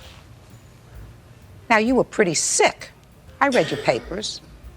I mean, you felt pretty uncomfortable that evening after you had had so much to drink. Why did you drink until you felt sick? Why? Why? We were all drinking. I didn't ask a, listen, you're I don't care about them. Okay. Why did you drink? Why did I drink? Until you got I didn't get blotto. sick. I didn't get sick. I did not get sick. We were drinking through the whole, we started drinking earlier when we went to Patty's house. We had a shot of E&J. Then we proceeded to go to another party. I was not at Patty's house. And then, well, no, you weren't there, but we drove to your house. And then we went to another You party. weren't Now even at sit my here and house. tell me there were so many people there. I did not feel too well at the time. That's what you wrote in your answer. That's right. I didn't feel well, but that doesn't mean that I was to the point where I would kick out somebody's window, causing no scrapes or anything on my leg. All right. There was no cause for me to do that. I tried to open the window, but there was no way I could open it because this window was off track in the first place. It was not off track. Yeah. I had my legs propped up. Next to the window. Next to the window. So I could be more comfortable. Mm-hmm. The next thing I recall is glass shattering, flying inside the car. Mm-hmm. Let me see the bill.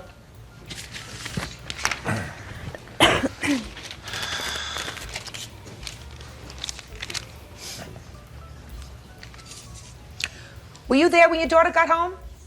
Yes, I was. Yes, I was. Now step up here. Tell me your name. Danuta. Does your daughter come home intoxicated often? No. But this isn't the first time. Not first. Judge Judy will continue in a moment. You know, when you're 21 years old, you're dumb and you do things that are stupid with alcohol. I don't know why people do that when they're young. And later today, You seem like a nice person. How a nice person can keep tasting their own foot, I'll never understand. real cases, real people. Judge Judy. Robert Campbell claims his former friend Augie Nalepsky was highly intoxicated when she broke the window in his van and wants her to pay for it. Augie denies breaking the window. Aggie, you're going to do what you want to do. You know, when you're 21 years old, you're dumb and you do things that are stupid with alcohol. I don't know why people do that when they're young. But I'm going to tell you this. Aside from looking terrible when you're 21 years old or when you're 20 years old or when you're 51 years old and you've had too much to drink, you were lucky this time that all you caused was a little damage to his car. I'm not going to play Sherlock Holmes. You're in that car. You're in the back of the car. You got your legs propped up against the glass. You're drunk. The window shatters. I don't need proof beyond a reasonable doubt that you're the one who caused it. All I need here is some evidence, more than not, that you caused the damage to the car. And I find that you did. So you owe him $206. Judgment for the plaintiff. That's all. Thank you. Parties are excused. You may step out. No problem. You got the benefit to your right. And now the next case. Parties on Floyd versus Plyman. Step forward, please. Disc jockey Michael Floyd says party planner Denny Plyman stole his watch and broke their agreement for Michael to DJ at a gay disco. Mr. Floyd, you're a DJ. Yes, ma'am. You do that full-time, sir? No, ma'am. What do you do full-time? I'm an office manager. But Saturday nights or Sunday, you go and operate one of those machines that you have at parties and play music. Sometimes Friday, Saturday, Sunday. Okay. Mr. Plyman, you, sir, are a party planner. That's correct. And according to your complaint, sir, you are suing the defendant for breach of contract. You say that you had a contract to perform your services as a DJ for him, and he canceled that contract. So tell me about it. Yes, ma'am. We had an agreement to do. I was the head DJ. There would be one other DJ. Incorrect. Mr. Plyman, let's understand the ground rules. Okay. He talks, then you talk. All right. Then I decide. Go. I was the head DJ. That's what we had decided. We had sat down while he was planning this event. It was called Detour at this other club, and there was another DJ who would DJ on the one Sunday a month that I would not make it. And we had That's incorrect. He only DJ'd the first 4 out of 12 detours, so he wasn't DJing 3 out of 4 weeks. Mr. Plyman, what word didn't you understand that I said before? All right. He talks, then you talk, then I decide. So don't interrupt again. All right. Good. How many, what's the word, gig? Gig. That would be good. That would be good? Word. Yeah.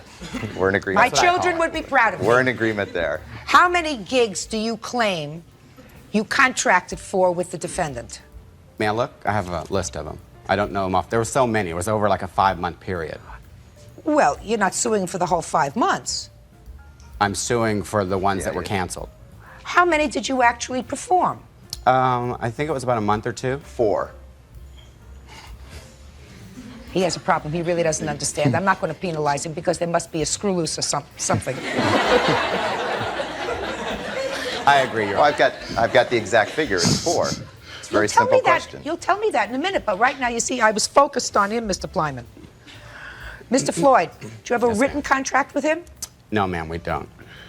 Well, if you were going to have an employment contract that went beyond, say, a month or 2, it would seem to me that if you are in this business as a profession, even if it's a part-time profession, that you have something in writing. Wouldn't that sound right to you? Yes, ma'am. Normally I do. Yes. But Denny was my best friend, and I was helping him get a business started. Right. And I didn't feel that I needed that, but I do have from my date book that he and I sat down and booked these dates. Yes. So that's the only actual evidence that I have, and I'm just hoping that he will feel the need to tell the truth. Well, when you sat down and booked the events with him, what kind of parties were these, by the way, that you were booking? They're tea dances, which is a dance on Sunday afternoon. It's disco music. We do it at a country western bar, but once a week we do a regular disco fun music, not country music. And it's called a tea dance. It's called a tea dance. It's on Sunday afternoons. It No starts booze. at 5 o'clock. No, yeah, there's plenty of booze. Oh, so why do they call it a tea dance? That's the name for the booze. I can tell you why. Yes. It goes back a long time. About 20 years ago, people used to get together on a Sunday, and they would dish other people or tell the tea, gossip, and that's where it that goes. I understand. That's where. Okay. After they've been to the beach all day, or who was with whoever the night before, and things along that line. So that's where the name the tea dance came from, and it escalated into where they'd have a DJ and there'd be dancing and people would have be having fun. Sounds like fun. It is. Now, you were running these things, so you were like a promoter. That's correct. It's my production. And I assume that you will agree, Mr. Plyman, that at the beginning, when you set up this process, you did in fact sit down with Mr. Floyd. You were good friends. We were. And say, we're going to do these for 6 months. That's right. And these are the Sundays. Is that right? That's correct. And it's one thing that's important to show is he's been paid for every service that he has performed. I don't think that he's questioning that. Okay. Is that right, sir? Yes, ma'am. You were paid each time that you went. Exactly. How much were you paid, by the way? Sometimes was $200, sometimes $230, sometimes $220. Well, actually, that's the only thing we do have an agreement on. We sat down and did make a written agreement on that, and what we paid him was $235, and I've got a copy of that. Can I see that, please? What that included was his services, and then I paid for him to take the Amtrak down to San Diego and back, and then I either paid for his lodging or he stayed at my home. Now, is this a writing that you entered into? Just take a look at it. That would be our agreement that we based on what we said. One of the other things that's important is he said in his opening that he was the head DJ. That's in his mind. Would you look at that, sir?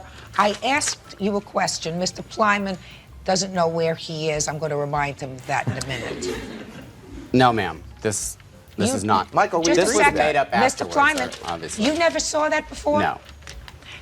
That's a lie. We agreed to that. Well, that was just your a second. payment. Mr. Plyman, if you talk to him again, sir, I'm going to end this lawsuit. And so far you're winning, but you're coming so close to losing because you don't know when to shut up that it's really very sad because a trial is supposed to be a search for the truth.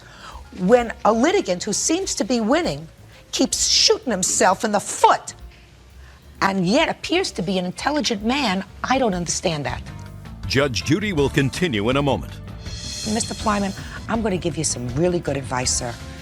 When you try to take over Judge's playpen, you're always going to lose.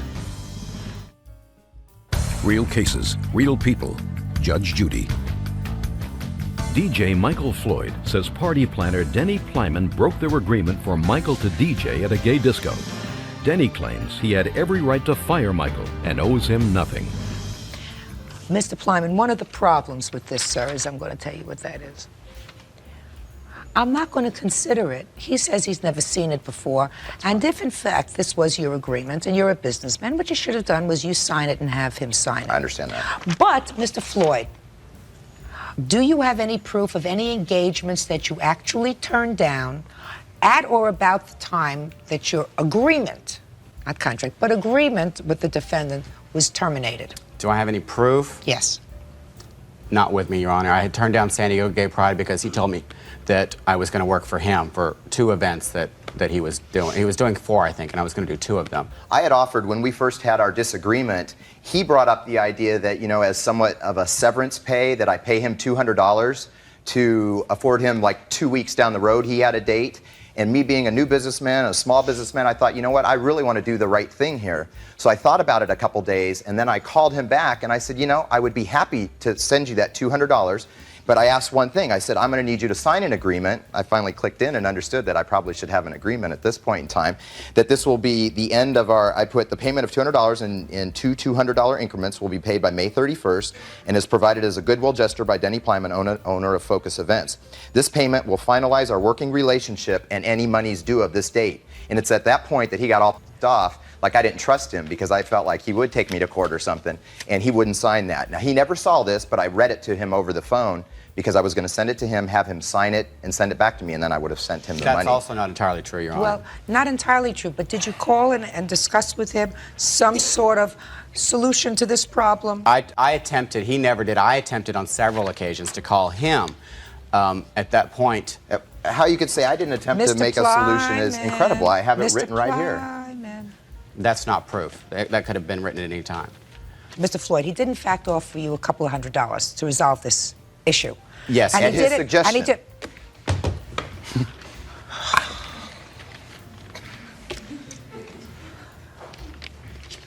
He seemed like a nice person. How a nice person can keep tasting their own foot, I'll never understand. I'll never understand. This is an indication of our relationship through the whole time. It was any Mr. time I Floyd, tried to put something in. then that's your problem, sir. I mean, you know, you chose to work for him. I'm one of the top DJs in Southern California. How could you be a top DJ in Southern California, Mr. Floyd? I'm sorry? In his own mind, Your Honor. Oh, Mr. Plyman, I tried to be very nice to you, sir. The truth of the matter is, you're your own worst enemy. Judge Judy is ready to rule. He's suing you for $2,500? Is that what you're suing him for? Yes, ma'am. $2,500? I was originally going to give you nothing. He helped me. I'm going to give you $1,000. That takes care of 5 weeks' worth of work. Thank you. Do you understand? That's all. Parties are excused. You may step out. Out the back door to your right. Judge Judy will continue. Judge, this is number 339 on the calendar in the matter of Ayala versus Howard. Parties have been sworn in, Judge. You may be seated. Sir, have a seat, please. Your complaint alleges, sir, that the defendant dented your car when she sat on it. Yes, that's true. So why don't you tell me how that happened? Okay, it all took place at the Velocity Car Show, which is held, I believe, in the area of Redondo Beach. The defendant had asked me earlier that day that she wanted to do a couple photo shots on my car. What kind of car do you have? I have a 97 Volkswagen GTI. Is that a special kind of car? What's in that car in particular is there's only 500 in the United States that were brought over from Germany. So you were showing the car at this automobile show? Right. I invested at least $5,000 prior to that date into that car. What do you mean you invested? As far as money for rims and exhaust systems to modify the car. So you have this very special car. You're showing it at an auto show. And what were you doing there? I was asked to go there and do some modeling. Who asked you? The president from the actual car club called Vorsic. And how did you two get together?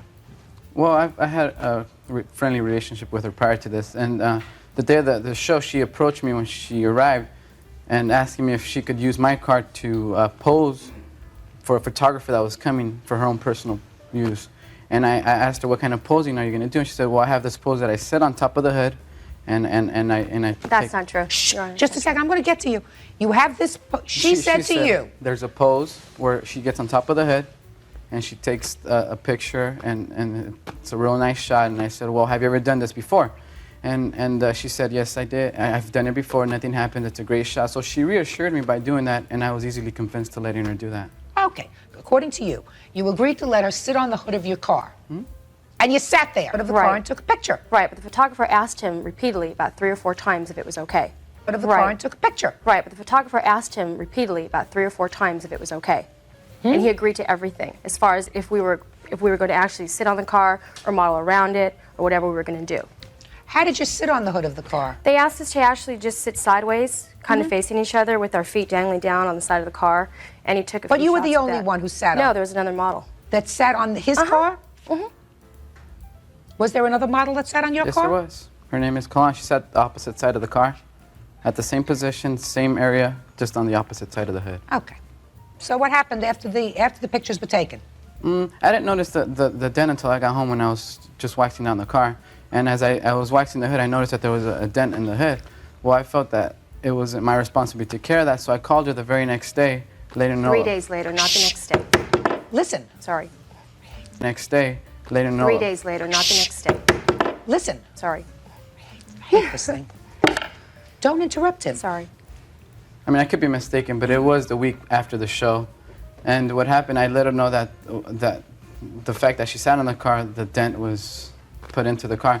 And I just let her know that I didn't feel fair that I had to pay for those damages since it was for her cause and she was the one that actually implied the dent into my hood. She was very humble and actually very generous, saying that she would pay for all damages and you know, embarrassed a bit. But I mean, it was basically a verbal agreement where we both agreed on a date. Do you have some pictures of this car, sir? That's why I understand that this monitor is in here. You have some pictures that you want to show me? Oh, yes, I do have some pictures that I need to show you.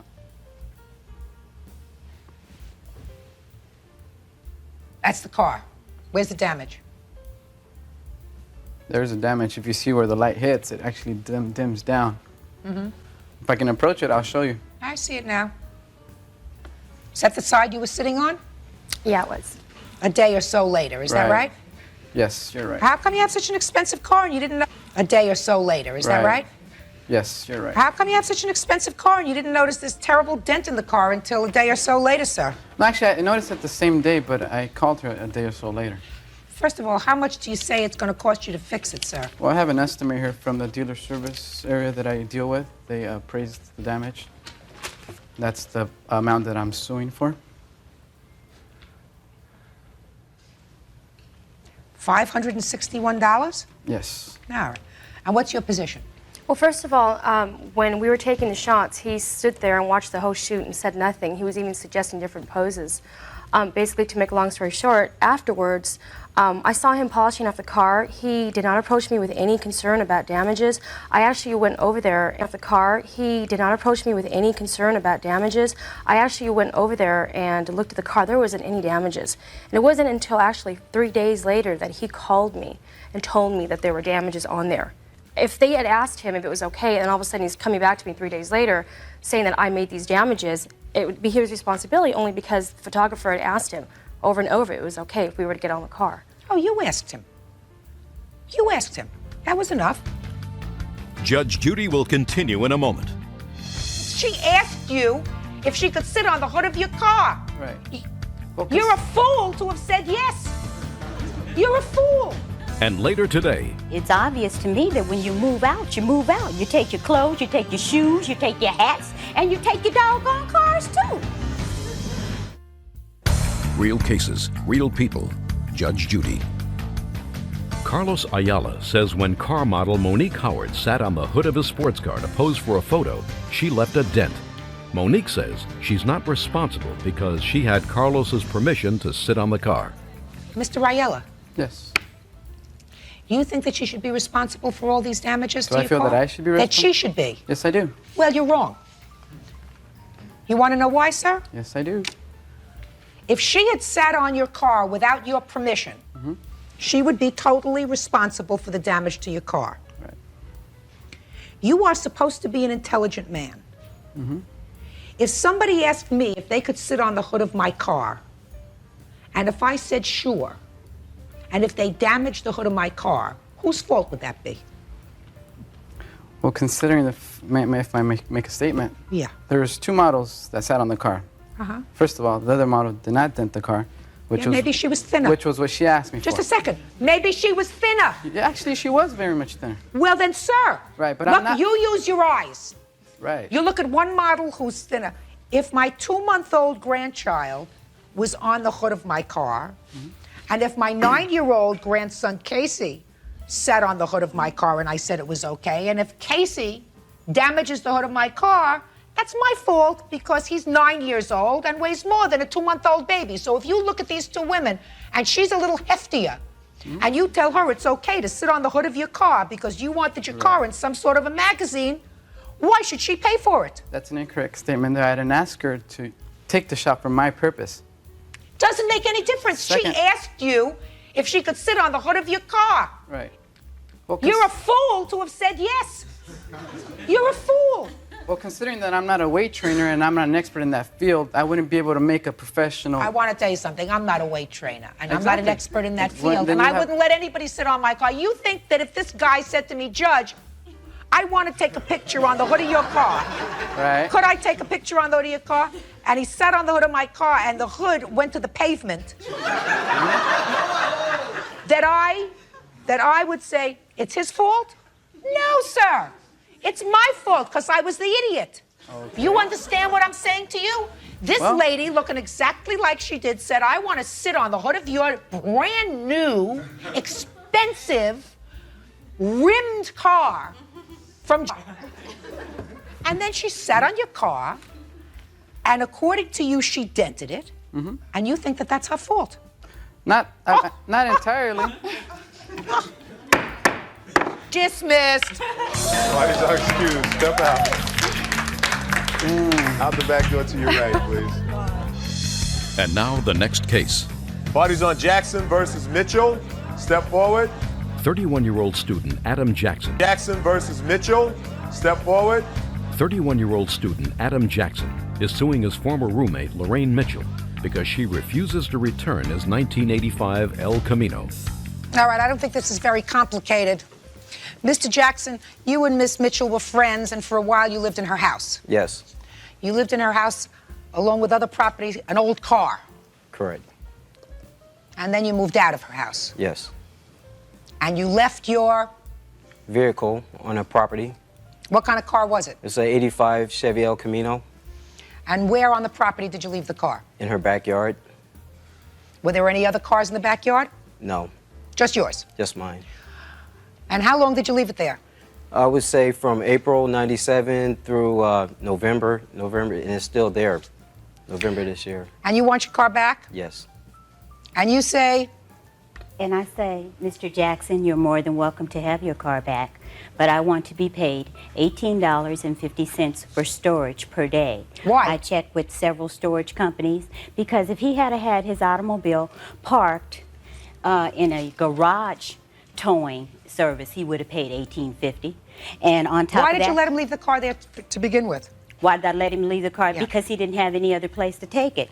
Judge, I called Mr. Jackson on several occasions, over and over and over, repeatedly over, asking him, please come and pick up your car. I asked him over 5 or 6 times. I have the dates written down, and he will testify to that, I'm sure.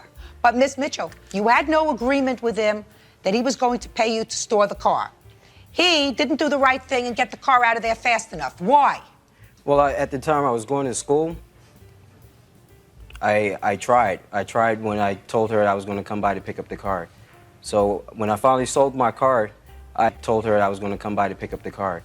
So when I finally sold my car, I had the guy who I sold the car to go by her house to pick it up, and that's when I found out that I was going to have a hard time picking up the car. Yeah, and when was that? When did you sell your car? November 7th. Mm-hmm. And all of a sudden somebody showed up at your property to look at the car? Is that what happened? Well, first of all, a young lady called me over the phone, and she says, hello, I'm Stella. I'm going to be coming over to look at Adam's car. I'm like, okay. And then the next thing I know, at 8:30 at night, there's a gentleman knocking at my door. I mean, and it's pitch black dark where I live at. And I'm saying, who is this at my door? I'm recovering from a nervous breakdown. He knows I'm ill. Judge Judy, he hasn't even called me to give me the decency to say, Lorraine, someone is going to come over and be looking at the car. How old are you? 31. Miss Mitchell, you said it. Here. How old are you? 31. Miss Mitchell, you said it. Here. How old are you? 31. Miss Mitchell, you said it. He's an irresponsible child. That's right. No question about that. And this is what this is all about. To teach a irresponsible child on somebody's property for 6 months and come back and all of a sudden it's yours. You have on somebody's property for 6 months and come back and all of a sudden it's yours. You have interrupted my business, Adam. You know I have my pallet business back there. I haven't. Don't talk to him, talk to me. Judge, I have a pallet business there in the back where I store expensive pallets are back there. We can't put the fence back in place because once I put the fence in, he has to tear the fence down to get his car out. How many times do I have to call him? Adam, come get your car. Adam, come get your car. Adam, come get your car. I don't feel I have to call him that many times. Judge Judy will continue in a moment. You rip and run to Vegas every other weekend with these young flukes. Will continue in a moment. Matter of Sanchez versus Henry. Parties have been sworn in, Judge. You may be seated. Well, each of you claim that the other owes you money. Just about the same amount of money, $2,600 change. Ms. Sanchez, you claim that this gentleman was living with you. He left owing you money for a variety of things, which you'll tell me about. You say you made a loan to her for lawyer, $1,500 for something. You'll tell me about that. So why don't you start from the beginning? How come the two of you were living together? Sean said he had no place to go. And when we first moved together, he was getting kicked out of his apartment. I was leaving my apartment. Had you been friends? Yeah, we had been friends. We had met at work. And at the time, we were staying in a hotel, and it was like you pay every week. Then we found an apartment through one of his friends at work. He got the apartment in his name, okay? And then later I had got it put in my name. I have a rental agreement. And I was giving Sean the money because he knew the landlord. I had no idea, and I work at night. And so I would give Sean money every week to pay rent. Sean didn't pay rent. I have an agreement that we both signed saying that we're both 4 months in the hole in rent. And I'm like, how in the world can this be? I give you money every week, What you're telling me is you gave him your share of the rent. Every How week. much was the rent? $250. $250 a month? Each. Yes, each. It's $500 a month. Okay. So you gave him your $250? Yes. And he never paid the rent? No. I have a piece of paper saying right here that we're both, and he signed it. We both signed it, saying that we're 4 months in the rent, 4 months behind in the rent to this day. Didn't I pay her 70? I don't know. Do you have a receipt? Shh, don't talk to each other. Don't talk to each other. Okay. You both signed that you're both responsible for half the rent. Did you pay the rent, sir? When I moved out, I paid $750. I'm talking about while you were living there with her. We lived together for a whole year and a half. Shh. How long were you living in the apartment together? About a year and a half, 2 years. And did you pay the rent? Yes. All that time? Yes. No, he didn't. He's lying. Ms. Sanchez, Yes, ma'am. you have rent receipts? She had them all. Did you ultimately pay all the rent? Not yet. I am still in the hole because of Sean. How did that come about? That you're in the hole? Okay, Sean was unemployed. First, Sean moved out, okay, because me and Sean and my boyfriend were living together, right? And everything was fine, but we still So owed the her three of $2,000. The three of you were living in the apartment? Yes. And the rent was $500? Yes. So but that my his share boyfriend, my boyfriend didn't really live there. He wasn't responsible for any of the rent. That was my responsibility. He didn't hardly have any clothes there, okay? He was just, You just told me there. the three of you were two, living in there. a two-bedroom apartment. In a two-bedroom apartment. Yeah. He had his own room. I had my own room. He had his company. I had my company. So my boyfriend didn't really live there. He had all his clothes someplace else. My boyfriend did. Sean was fired from his job, came crying to me that he didn't have any place to go. Okay, no place to go. He couldn't go live with his brother. They're having problems. He can go live with his father. They're having problems. So what you're saying to me, madam... So I let him move back in. I let him move back in on the agreement that he helped me with households. In May of 1997, sir, you signed an agreement that you owed her a total of, well, this would be $1,000, right? Because it says that total owing was $2,000. And Henry and Sanchez are responsible for 50% of the total, and you signed this, correct? So you acknowledged in May that you owed her $1,000. Yeah. Right? Did you Yes. pay her? I paid the landlord $750. No. I'm not saying what you paid the landlord. I'm saying what you paid her. Why would I owe her? Because I gave you the money every day to pay the rent, and you didn't, stupid. Now, you want me to dismiss your lawsuit? No. This is $2,000. Each of you owe half of that. So that's $1,000. Did you pay it or did you not pay it? I paid $750. I guess I still owe the landlord $250. When did you pay the landlord $750? July? When did you move out? July? No, shh. Show me the receipt. I don't have that. That makes this easy. So that's $1,000. What else does he owe you for?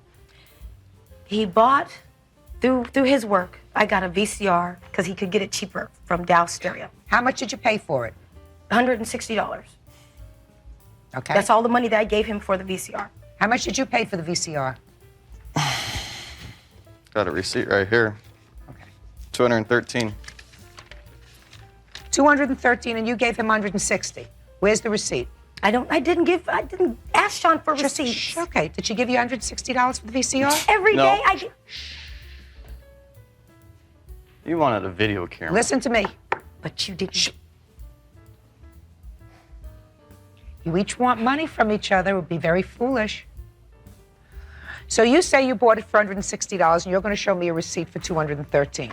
And you claim that when he moved out, why did he move out? Because he wouldn't do his chores, nor did he pay rent. The first month that he moved back in after he was unemployed, he went to Las Vegas, okay? That was on Memorial Day. Didn't tell me anything. And then he comes home, oh, I'm broke, I went to Las Vegas. Like, what the hell you go to Las Vegas for? Oh, so I could see if I could win some more money. And I'm like, you've got to be stupid. And every day, that month that he was there and he was unemployed, I gave him money, because every day I had to go to work. Are you finished? Yes. What's the address of this apartment where you live together? 802. Apartment A. He didn't help me with the chores. He didn't help me take care of it. I don't care. I'm not your therapist, madam. This is a court. Judge Judy will continue in a moment. Are you telling me that this attorney, under the penalties of perjury in the state of California, is lying? Yes, ma'am. Yeah, really? Maybe I'll call him. And later today, She was in high demand because she was a natural blonde and had natural big breasts. I'm sure if I chose to pursue that career instead of a research scientist, I would be in high demand, yes. real cases, real people. Judge Judy. Dancer LaDonna Sanchez wants her former close friend Sean Henry to pay her for back rent. Sean says she kicked him out.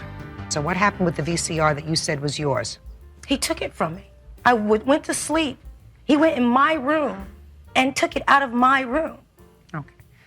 Now, what's your story? I let her use it. I never said she can have it. I bought it. Utter crap. Shh. I said you could use it. Now, you also say that you made some loans to him.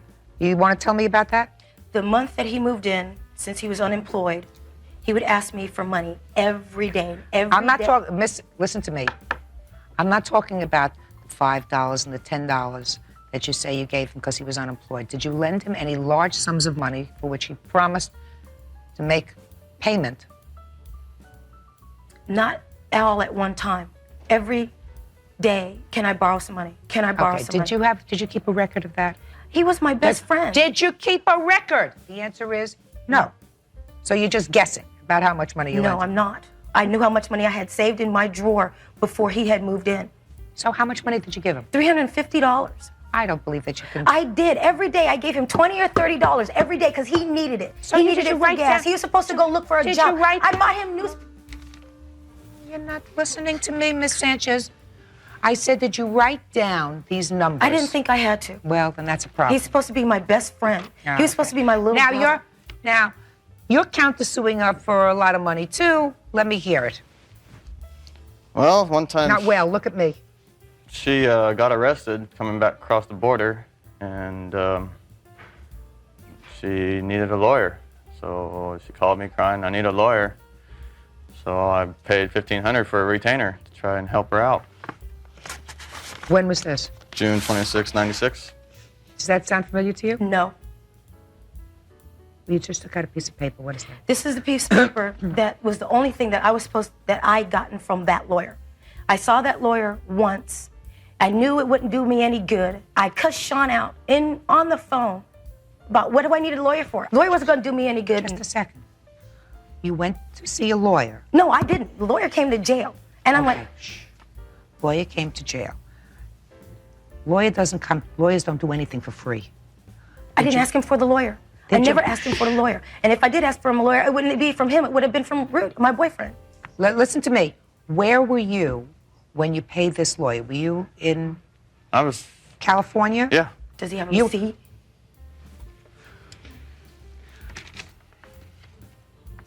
I have a feeling you two people deserve each other because you are, Miss Sanchez, irritating me. And I'm just about ready to show you the door. Do you understand? Yes. With nothing. Not your $1,100, with nothing, if you do it again. You got it? I want you to show me any documentation, sir, that you have with regard to this lawyer. Right here. Can I see it, please?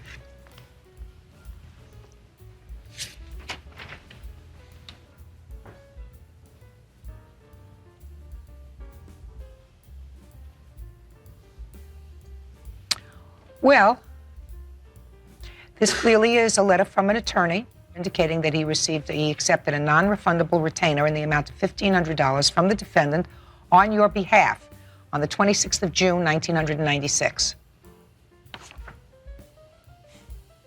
That's his ex-girlfriend's boyfriend's father.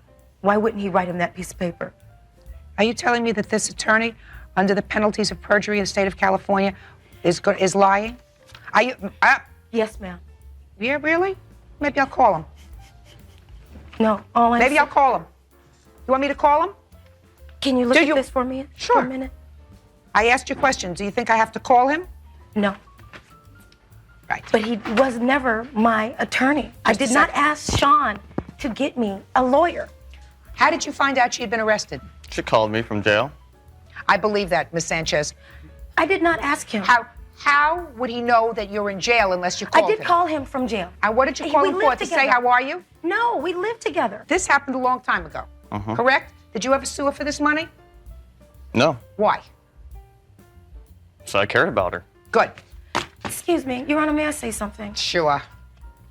When the lawyer People deserve thing each came other. about... You're lying, Miss Sanchez. Don't lie to me. I don't like when you lie to me. I did not. I'm not lying. Sure you are. Now, was there ever an agreement that you had with her that she would repay this lawyer's fee to you? Well, we had an agreement. Mr. Henry, you don't want to go down that road, sir. I guess you do. You want to tell me about this agreement? Tell me what words we used, Mr. Well, Henry. she said, get me out of here. Whatever it costs. And you said? I'll try the best I can. I borrowed the money from my brother. No, don't tell me how you borrowed the money. She said, get me out of here. Right? Yes. And you did? Well, I tried.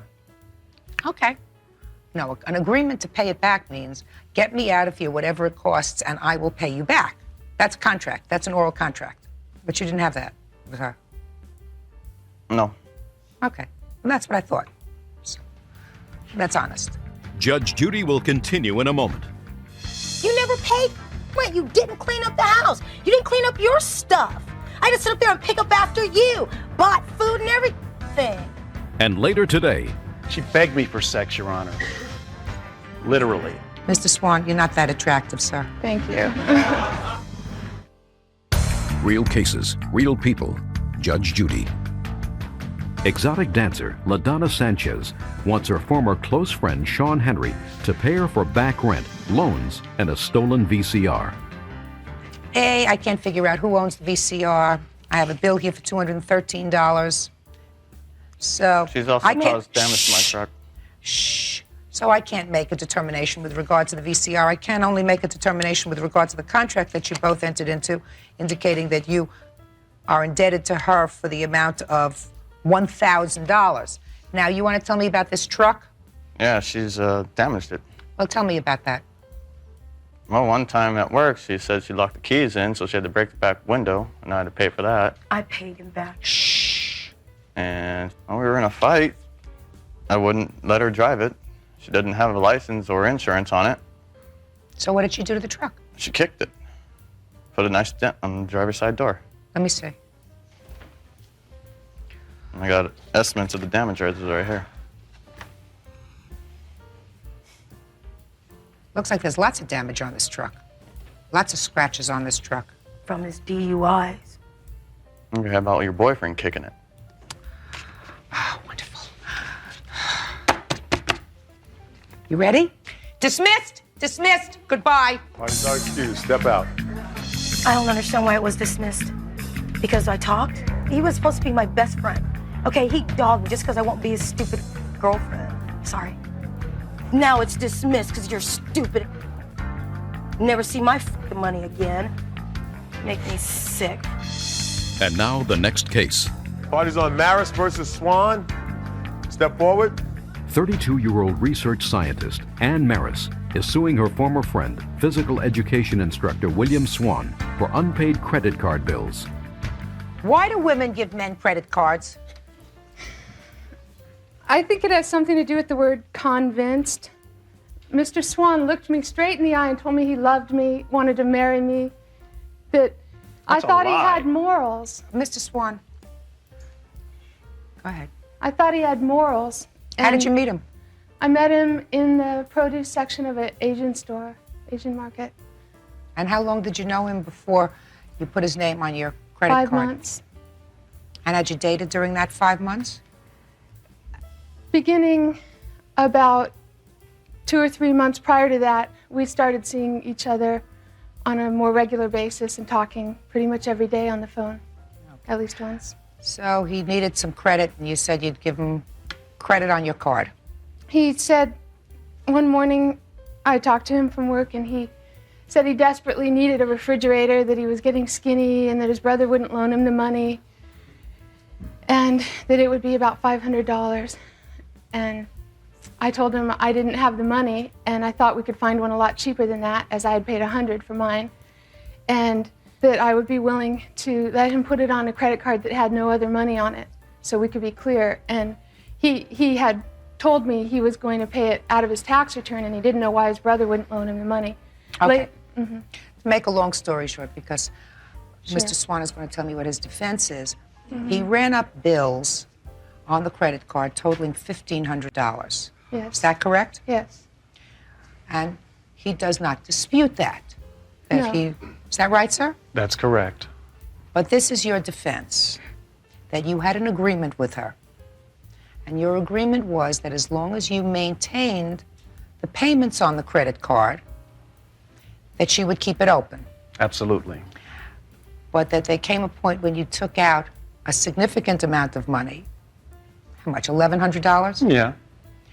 And that after you took out that amount of money, she closed the credit card down. Yes. So your defense is that she breached the agreement Yes. by canceling the credit card, and therefore you do not owe her this money. That's what your defense is. Something to that effect. Judge Judy is ready to rule. Well, why don't you tell me what I got wrong? Well, Why don't you? not that I don't necessarily owe, but the fact that she breached our contract with reference to me keeping the payments paid that I shouldn't have to pay, because she cut it off basically out of spite because I wouldn't have sex with her. That's not true, of course. She begged me for sex, Your Honor. What is that? Literally. Mr. And Swan, I just, you know. Mr. Swan, you're not that attractive, sir. Thank you. What does this have to do about owing? She her thought so. Order. Well, sometimes love is blind. Mr. Swan, you're not serious with me, are you? You're not trying to tell this to me with a straight face that you don't owe the money that you took out on her credit card because she breached the agreement when she cut off your credit. I never said I didn't owe it. Are you sure you said, as far as I'm concerned, she broke the agreement and I have no intention of giving her a dime? That's what I said. But That's what you said right here in your answer. Yeah, but I didn't say I didn't Good. know You owe her $1,500, judgment for the plaintiff. That's right. Parties are excused. You may. Matter of Early versus Yates. Parties have been sworn in, Judge. You may be seated. Ma'am, have a seat, please. Miss Early, your complaint alleges that you were hired by the defendants to babysit for their child. Beautiful baby. That's me. Look at that. Look at him. Okay. And that you did babysit for him for a week, and you were supposed to be paid $250. You were not paid. Correct. They have what they consider a very legitimate reason for not paying you. Tell me how you were hired by the defendants. How did they find you? I called an ad that was listed in the Union Tribune, the paper, and we set up an interview, and I went to their house, and they met me and talked with me for a while and hired me that night, and I started work, I believe it was 2 days after that night. Had you been working before? I've worked before, but no, I was not working at the time. Had you ever done childcare before? Yes. I've never been paid for it, but my mother is a foster mom for newborn babies. But you so I had grew up. not done childcare before? No. Okay. And the agreed salary was $250 a week? No, it was $800 a month, but $50 was what they figured. And then I let them $50 was what they figured. And then I let them reminded them about $7 that I spent of my own money on grocery food. I went grocery shopping. But you did in fact stay with the baby for a week? I stayed for a week and 2 days. Okay, and when were you let go? I was let go a week later after I had worked the whole following Monday through Friday. The following Saturday, I got a phone call and I was let go. From who made the phone call? Maxie. On Saturday, I got a phone call and I was let go. From who made the phone call? Maxie. Can you tell me what that conversation was? She called to let me go and said that she had her reasons, that it was very difficult for her to leave the baby alone while she was working, and that she needed to have surgery done, and that she wasn't going to be going back to work. And I was kind of upset by it because I, was happy working there, and I really enjoyed working for them and for the little boy. I mean, he's adorable. And I asked, does it have anything to do with me? And I was told absolutely not, and that I should be a housekeeper, was the quote that she said, because she was very happy with the housework I did. I did a lot of housework. She asked me if I would like the check mailed to me or if I'd like to come pick it up, and I said I'd like to come pick it up. And they said that they had some errands to do and stuff and to call them later that day. The check was not forthcoming, so I mean, I've read your statement, so I know that right. According to you, they kept promising that the check was in the mail. The check was never in the mail. Never. Ultimately, they told you they were not going to pay you. In the end, 3 weeks later. 3 weeks later, what did they tell you? After phone calls of being promised my money was coming, I said, can I come over and pick up a check? And they said, well, we need to talk. She explained to me that she didn't think I did the job I was supposed to do, and that I was sleeping in their house, that I was taking showers in their house. All this is very untrue, and that they had a videotape of me. Started getting upset and started to cry. And he took the phone and said, what seems to be the problem? Started getting upset and started to cry. And he took the phone and said, what seems to be the problem? He talked with her. And Maxie proceeded to tell my boyfriend, Stefan, he talked with her. And Maxie proceeded to tell my boyfriend, Stefan, that I abused their baby, that, and then again that I was sleeping and showering and... Did you sleep in the house? No. Did you ever... I abused their baby, that, and then again that I was sleeping and showering and... Did you sleep in the house? No. Did you ever shower in the house? No. Okay. Now, you want to tell... So you were not paid? No. You want to tell me why? I'm glad. Sure, her accounts are fairly accurate. She did come to work, as she stated. We had an interview with both my husband, myself, and I. Actually, Your Honor, if I could submit some information for evidence, I'd appreciate What is it? That. We had a background check run on Miss Early. We've got 12 pages worth of, she's got quite a criminal history. We asked her whether or not she had a criminal background. She stated to us that she did not. One of the requirements of employment was that she be fingerprinted, and we let her... One of your requirements? Correct, Yes. and that was to be done within the first 3 days of employment, and she did. She never submitted the fingerprints. She did, however, and I have a copy of this, she submitted to us her driver's license, which is an alias name that she is using. She's got 12 pages worth of I have no other names. Criminal background. She's a habitual felon. Much of her background is... You didn't get that information until when? Actually, the Monday that she began, that she was alone with the child, we had gotten a report back from the investigators saying that the local check had cleared and that they didn't find anything on her, so we felt confident. And the Friday that we let her go, we got the out-of-state check, which was, we've got 12 pages worth of her history. I'll look at that in a moment. Okay. Judge Judy will continue in a moment. I've had no other aliases. I've had no other names. Not according to this, madam. Real cases, real people. Judge Judy. Leslie Early says Maxie and Tim Yates owe her for babysitting. The Yates claim that a secret videotape shows Leslie endangering their child. You indicate in your answer that you had, in fact, set up a babysitting surveillance video. Correct, yes. And when did you start this video process? We started that the Monday that she began by herself with the baby. And did you view the video that night? We did, yes. Was there anything untoward on the video that night? Well, on that evening, there were some things that we were slightly concerned about, but we thought that we could speak with her and without really letting her know, because why give it away and get a true effect of what she was doing. So there was nothing on the video on Monday not that so much suggested on to you Monday. that you should immediately terminate That's her? correct, Your Honor. Now, on Tuesday, did you view the video? On Tuesday, my husband had come home early. The answer is either yes or no. Yes, yes, in person and on the video. Was there anything on the video on Tuesday that suggested that you had to terminate her employment on Tuesday? We thought that we could speak with her and work through it. Miss Early. In retrospect, Why don't you I'm have a sorry. seat with the baby, sir? I'm sorry, Your Honor. In retrospect, I think I should have let her go on Tuesday. You yes. sound, Mr. Yates? Yes. He's absolutely adorable. Right. I cannot order him to be quiet. So if he wants to play, if he wants to, you can take him outside, sir.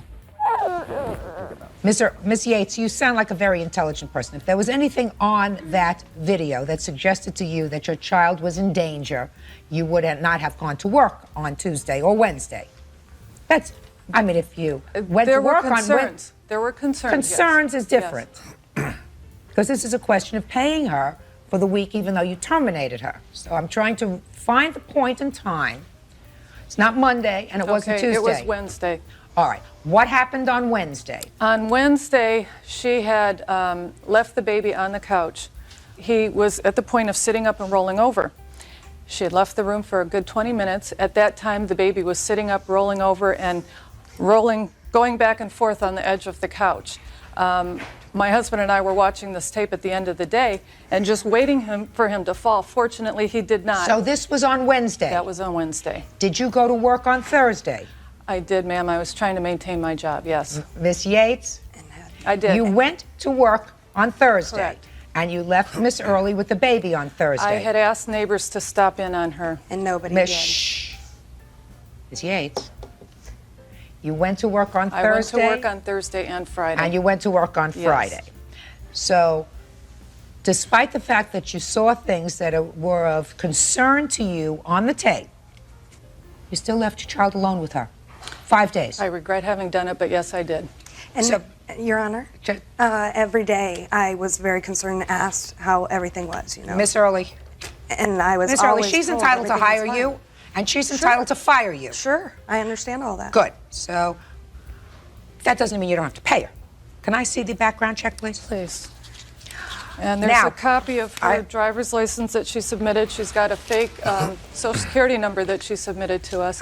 The driver's license is with her fake AKA. Who are you? You keep wanting to stand up. Who are you?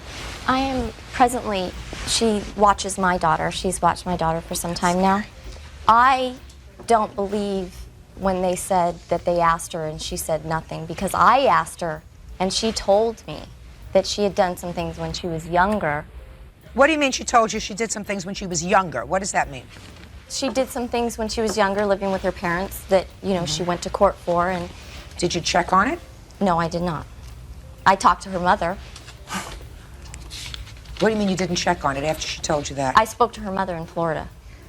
I told her everything, so, I wasn't holding back.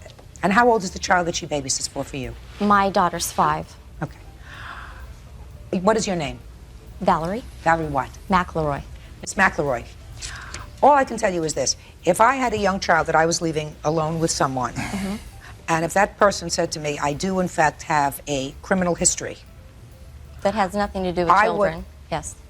I would certainly do more than call her mother to find out what it was. Well, I That would explained to her everything that it was. good at and I explaining. was 18 years old, and it was. I don't regret what happened to me then. It was a wonderful learning experience. Miss Early, you're not following what I'm saying. You're being defensive.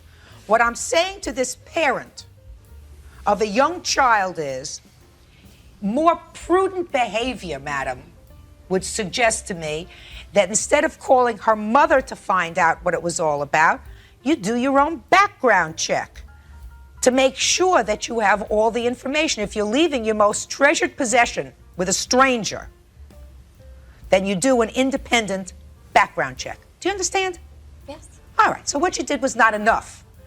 I mean, these things, I'm looking at the profile, and I see it is really true that that the most recent arrest that you have was back in 1991, correct?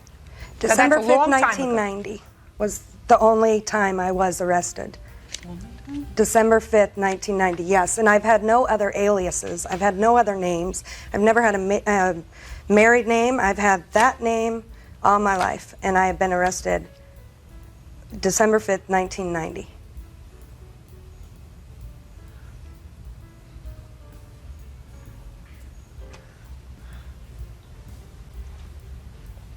Not according to this, madam.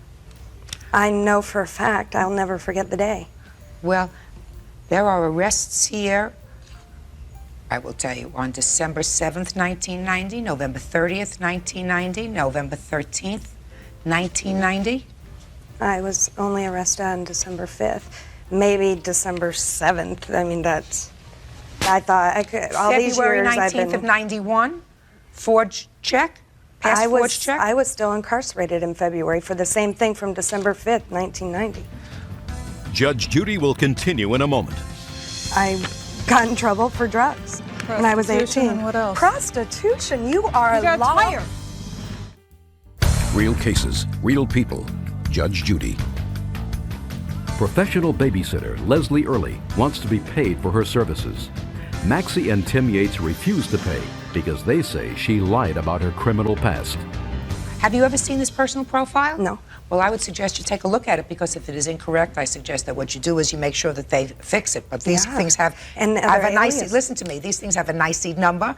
They are clearly referred to you, and if somebody is making a mistake on all of these arrests, I suggest that you deal with it. But this is the information that they got. It certainly shows more than one arrest. Okay. Take a look at it. Please. Now, Your Honor, may I say something more about that? yes? There's also, more recently in 1986, there were also several 86 vehicles. or 96? I'm sorry, 96. Here in California, she had several traffic violations and had a suspended driver's license. One of our agreements was that she would drive the baby to doctor appointments. That was one of the agreements that we had as part of her being a nanny for our child. And obviously she committed to something that she couldn't Miss Yates, do. you have a tape with you, I see. That's What is correct. that tape going to show me? Well, what we had done is...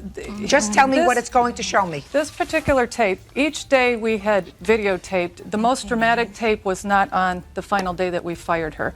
I had informed her in the morning that the... What? You're not answering my question. What is that This tape? shows her leaving the baby on the couch and saying, don't fall off, and she leaves the room. And it also shows her throwing the infant into the air. Throwing the infant into the air in an anger or playfully? Playfully, however, he's medically fragile. She knew that going into it. We explained to him he had major surgery 2.5 months before she took over his care. But nothing that you're going to show me there indicates abusive behavior. You're absolutely right. Okay. Because that had been, we had copied it over. And this just shows the vantage point that we had. It also had sound so that we could hear things that were going on through the house. There were some days, 2 days in particular, she let that baby cry, our child cry, for over 3 hours at one time. This is not feeding What him. day? Okay, this what was day? on Wednesday and on Thursday. Thursday in particular was the worst day. She had asked to do our house. Listen to me. Okay. Miss Yates, every time a parent has to leave a young child, especially an infant, with a stranger, there are always trepidations because you're never sure about what's going to happen. You are absolutely entitled to hire and fire the caregiver of your choice, whether you have reason or whether you don't have reason. In this case, clearly, according to you, you had just cause to let her go. For the following reasons. You had tape and you weren't satisfied with her performance. And then subsequently, you received a background check which suggested to you that she was less than forthcoming with regard to what her background was. And even if you hadn't gotten this background check, according to you, you would have let her go. Is that correct? That's correct. Judge Judy is ready to rule.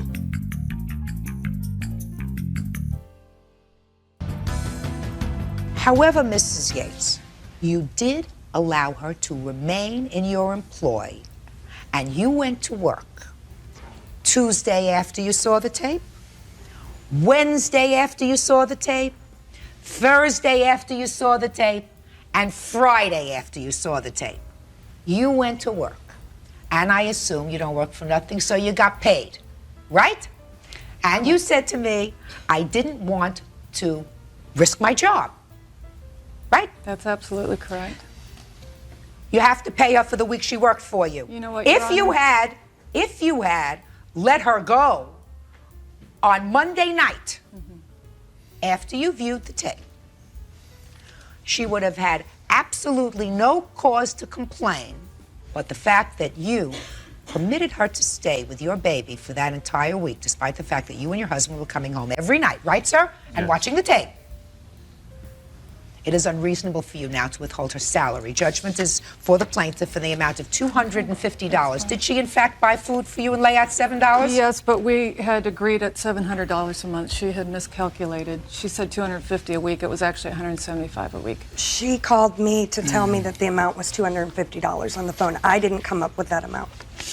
I'm awarding you $257. That's fine. Great. I want to say something to you. Look at me. When you have a young child, you're supposed to be very cautious. And I'm not suggesting that Miss Early is not a good caretaker for children. I am not making that judgment here today. All I'm saying today in today's case is these people utilized her services for a week and they have to pay her. What I'm saying to you is you may be perfectly satisfied with her as a caregiver for your 5-year-old. You have to be more prudent in the process that you use for selecting a person. You're a parent, and your primary responsibility has to be to your child.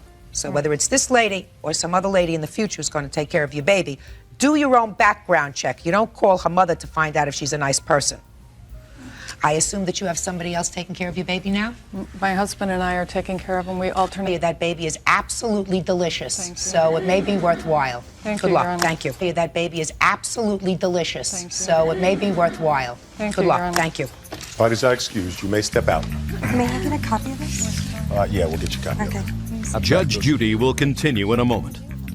And on the next Judge Judy. Number 414 on the calendar in the matter of Ingebretson versus Beaver. Parties have been sworn in, Judge. You may be seated. Have a seat, man. Mrs. Ingebretson, according to your complaint, you and your husband met the defendant when he was a waiter in a restaurant that you frequented. Is that right? That is correct, Your Honor. And over a period of time, you and your husband made loans to him. In what amount? Amount of $800, Your Honor. Is that what you're suing for? I'm suing for $1,500, Your Honor. Well, that's the first thing I didn't understand. If you loaned him $800, why are you suing him for $1,500? Punitive damages. What's punitive damages? For all the stress that he has caused my husband. Everybody's got stress. I have stress. Byrd has stress. Everybody has stress.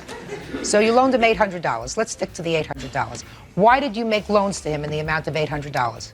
We trusted him as a friend. Well, how did you become friends? He was serving you pasta. How did you become friends? We met him through a restaurant in Santa Ana, and we kept going back because we liked the service that he gave us, and we felt, we could trust him, and we wanted to be friends. So tell me, you made a series, according to you, of 3 loans to him. Correct. Tell me about the loans. On the first loan, he had called my husband and asked if he can borrow some money. And my husband called me, and we discussed it, and I said, yes, go ahead. And so then I gave my husband my credit card number, and we, wired through a Western Union some money to Mr. Beaver. So how much did you wire him this time? $200 plus then the $40 for the wire fee. Oh, okay. And tell me about the second loan. Second loan was for $300. He approached us again saying that his car was going to be repossessed because he didn't have the car payment. And so we basically gave him my money and, loaned it to him. So that's $300. The most interesting one, according to your complaint, is this final loan that you made to him. Tell me about that. He called us and said, he was being threatened by a loan shark, and his family was being threatened by a loan shark because he had not paid this loan shark back. So we drove all the way down to Newport Beach at a Del Taco, and Mr. Beaver met us there. Well, how much was this loan to the alleged loan sharks? $300. And those are the 3 loans? That's correct. Did you ask him back for the money? We have letters stating we've asked him back, and he said he would pay us when he gets paid, and he has still not paid us back. Do you have any letter from him acknowledging the loans? No. We just felt we could trust. We did. Well, let me see your letters. The last page is the last demand letter we wrote to him and delivered it, hand-delivered to Stater Brothers.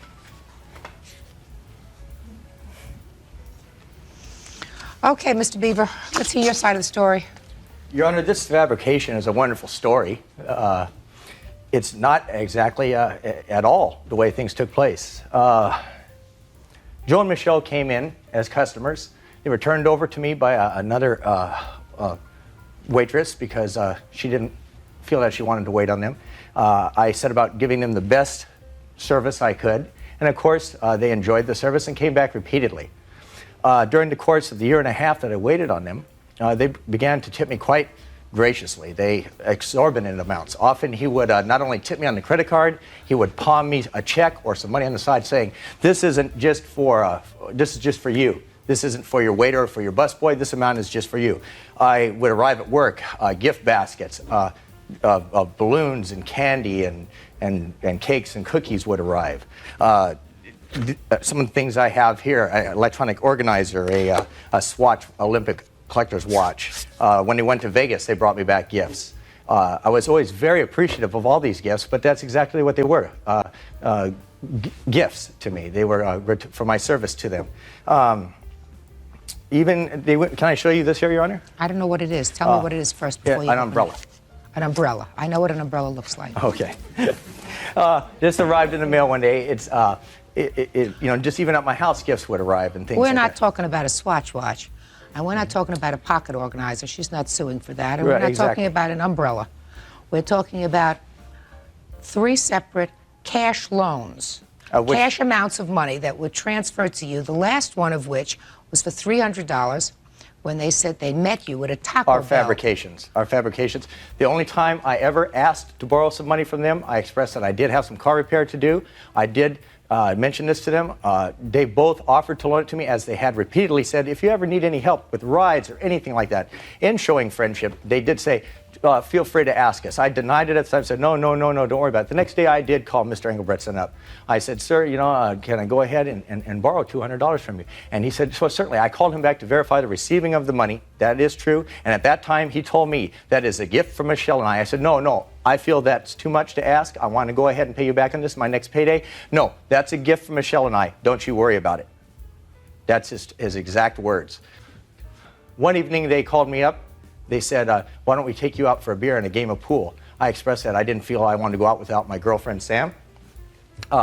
They went ahead and said, they said, well, go ahead and bring her along too. Right from the get-go, when she and Mrs. Engelbretson met, she began to give her just looks like you wouldn't believe. She didn't like her. She was rude to her throughout the evening. I left early. We both left early from the event, feeling very uncomfortable. Went home, I called them up, and I expressed to them that if they wanted to talk to me next time, I was on my way to some place. Why don't they meet me there? I went and I sat down, and I talked with them. I expressed that our friendship had ended because of the way they had treated Sam. Did that conversation ever take place? That is incorrect, Your Honor. I didn't like the way she treated Mr. Beaver. Judge Judy continues in a moment. You think she's got a thing for you, Mr. Beaver? Is that what you're trying to tell me? Yes, Your Honor. You think that Mr. Engelbretson had a thing for you, too? And later today, You didn't feel comfortable, but you let her write it anyway. Yes, because I told her if she wanted to write it, she had to write it at her own risk. Did those words ever pass his lips? No, of course not. Real cases, real people. Judge Judy. Michelle Ingebretson says waiter Steve Beaver took advantage of her and her husband by not repaying loans. Steve says he was their favorite waiter and they always gave him gifts. Did you meet with him at a restaurant in a public place where he said to you, I don't think we should be friends anymore? No. I don't think, because I don't like the way you treated Sam. No. Yeah, that doesn't sound logical to me. Why would you have to meet We somebody met to because tell I him was that? on my way someplace, Your Honor, and I told them, and that was our meeting at the Del Taco that she refers to. I did not ask to borrow any money. That was our meeting there.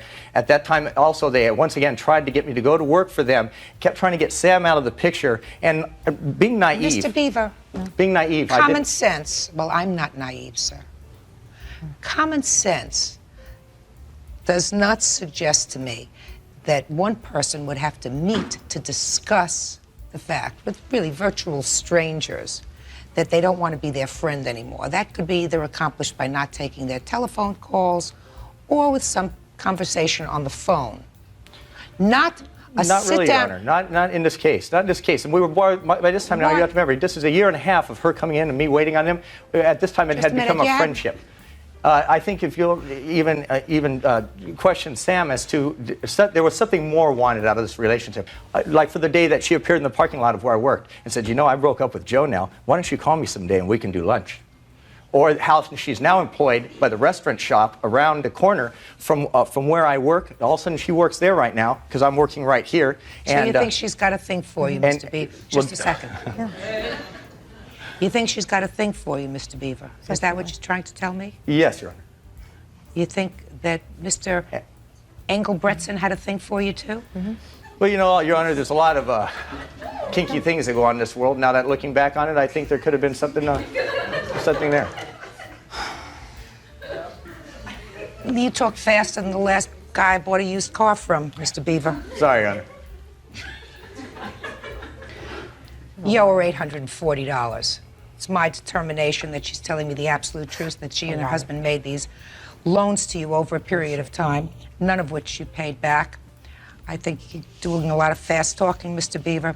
I don't know what you needed the money for. They gave me a CD stereo player. They gave me clothing. They gave me CDs. They gave me gift certificates. Do I pay them back for all this too? As a waiter, I accept gratuities. They're not suing you for that, Mr. Beaver.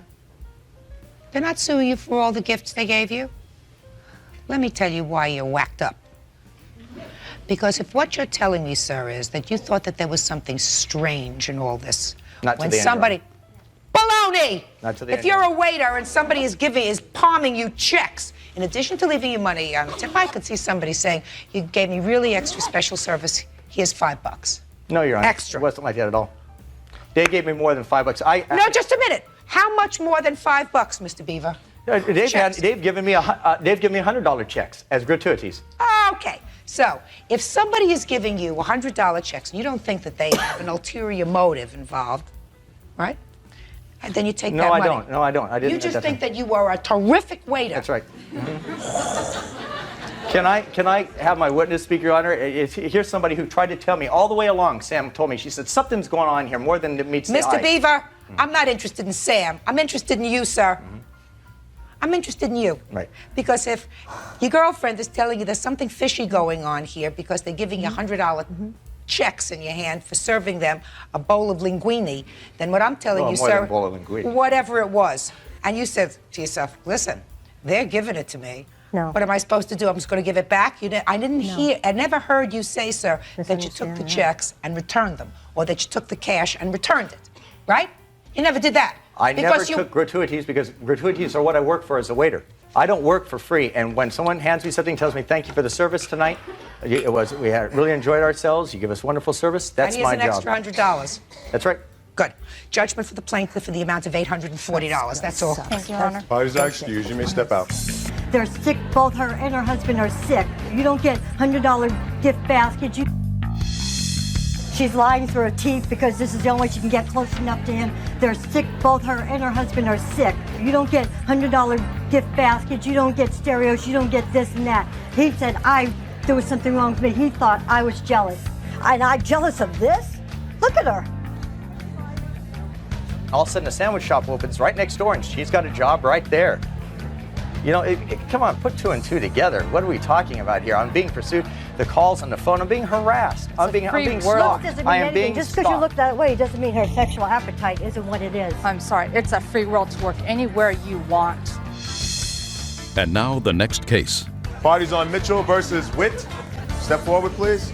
22-year-old nursing assistant Tina Mitchell wants her ex-boyfriend, Coy Witt, 26, to pay her medical bills after she crashed on his motorcycle. Coy wants Tina to pay for the damages to the bike. Miss Mitchell, how old are you? 22. Do you work? Yes. What do you work for? Adrian Convalescent Center. What kind of work do you do? I'm a CNA. What is that? Certified Nurse's Assistant. So you're a working 22-year-old adult? Yes. And how old are you, sir? I'm 27. You work? Yes. What kind of work do you do? I do heating and air conditioning. You were dating or something, had some sort of relationship with him? Yes. He has a motorcycle? Yes. You got on his motorcycle? Yes. Had an accident, right? Yes. Was seriously injured? Yes. Had a lot of medical bills? Yes. You were riding this motorcycle by yourself? Yes. You want him to pay your medical bills? Yes. You, 27 years old, let her use your motorcycle? Yes, I did. She had an accident? Yes, she did. You want her to pay for the damage to your motorcycle? Correct. No. Judge Judy continues in a moment. You knew I shouldn't have been on that bike. You knew it. And you let me get on it anyway. You're a big girl. Like a kid in a candy store that wants it and wants it. You keep on telling them no. Finally, Well, here, go for it. Real cases, real people. Judge Judy. Tina Mitchell wants her ex-boyfriend, Coy Witt, to pay the medical expenses after she crashed his motorcycle. Coy wants her to pay for the motorcycle. Why do you think he should pay your medical bills? Because he didn't have insurance on his bike at the time that I had the wreck. Let us assume we lived in a kinder, gentler time and there was no insurance. Let's talk a little bit here about personal responsibility. Did he force you to get on this motorcycle? No, ma'am. Tell me how it came about that you got on the motorcycle. On our first date, he came to pick me up on his motorcycle, and I made it known to him that, I've always enjoyed bikes. And I told him that, someday I'd like to learn to ride. And he told me that he would be more than glad to help me. And he did a couple times, show me basically what to do. Never really took me out on it, just showed me what to do. On June 2nd, he let me take it out by myself. What do you mean he let you? Well, I asked him if I could take his bike, and he said yes. You, 22 years, could take out his motorcycle by yourself? Yes. Continue. You could take out his motorcycle by yourself? Yes. Continue. I was out for about 15, 20 minutes, and I... Continue. I was out for about 15, 20 minutes, and I was heading back to his home. I was at a four-way stop sign, and somebody started to take off at the same time as I did. I didn't know what to do. I was panicking, and I took off too quickly, hoping to get across the intersection before the other car did. And I don't know if I jumped the bike or what exactly happened. All I know is that the bike fell to the left, and I went to the right. I caught my leg on the kickstand peg underneath the neutral switch, and it shredded my leg open. And I was taken to the hospital from there, where he had told the doctors there and signed the insurance forms, signed everything, claiming responsibility. Somebody had to claim responsibility, otherwise they wouldn't have taken care of you, right? Right? Right. I didn't sign anything, Your Honor. Your signature is on file on the papers from the doctor. Well, can I see that? Right there, it tells that his signature is on file. Can I see it, please? I'd like to see them too, Your Honor, to see if that's my signature, if so. Let me see. Let me just see. Could you? It says it's typed in, signature on file. Right, that was from... It's typed in. Hey, get out of here. Now, Mr. Witt. Yes. Why don't you tell me why you think she should pay for the damage to the bicycle that you let her ride? Well, I let her ride the bike, and basically I told her if she wanted to ride it, she had to ride it at her own risk. No, just a minute. Are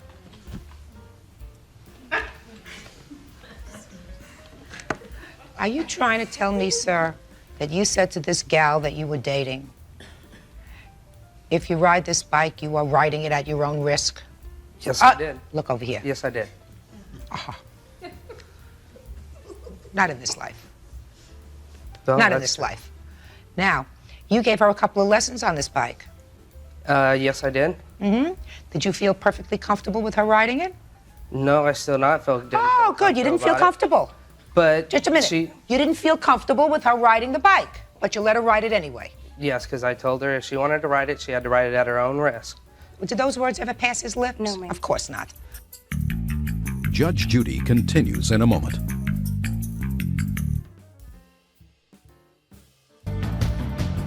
All right, Miss Mitchell, you rode the bike. That's a very foolish thing to do unless you're really thoroughly acquainted with this big thing. I understand it's a big bike, according to both your papers, you know, with no metal around you. Whenever I drive, I like to drive in something with a lot of metal around me. The bigger, the better. So, you were foolish, cost you $3,000. You, sir, your motorcycle was damaged in the amount, according to you, of $4,800? Yes, ma'am. Next time you don't let somebody ride your bike that you're not particularly comfortable with, your petition is dismissed, your counterclaim is dismissed. That's it, sir. Well, she said she was going to pay for the damages. Well, I want to whenever tell you something, Mr. Witt. If you are in possession of a vehicle like a motorcycle, which is really a dangerous instrument in the hands of somebody that doesn't know how to use it properly, and you allow them to use it, you assume the risk that if they hurt themselves or damage your bike, you may be responsible. In this case, I find that she was an adult and she assumed the risk of her own injuries. It's fine. Right?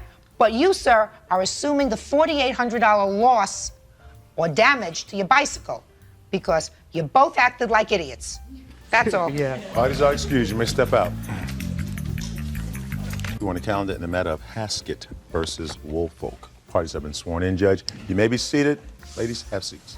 All right, Mr. and Mrs. Haskett, you are alleging that the defendant, who I assume is a neighbor of yours, has defamed you by sending out a series of letters about you to neighbors and one to an employer.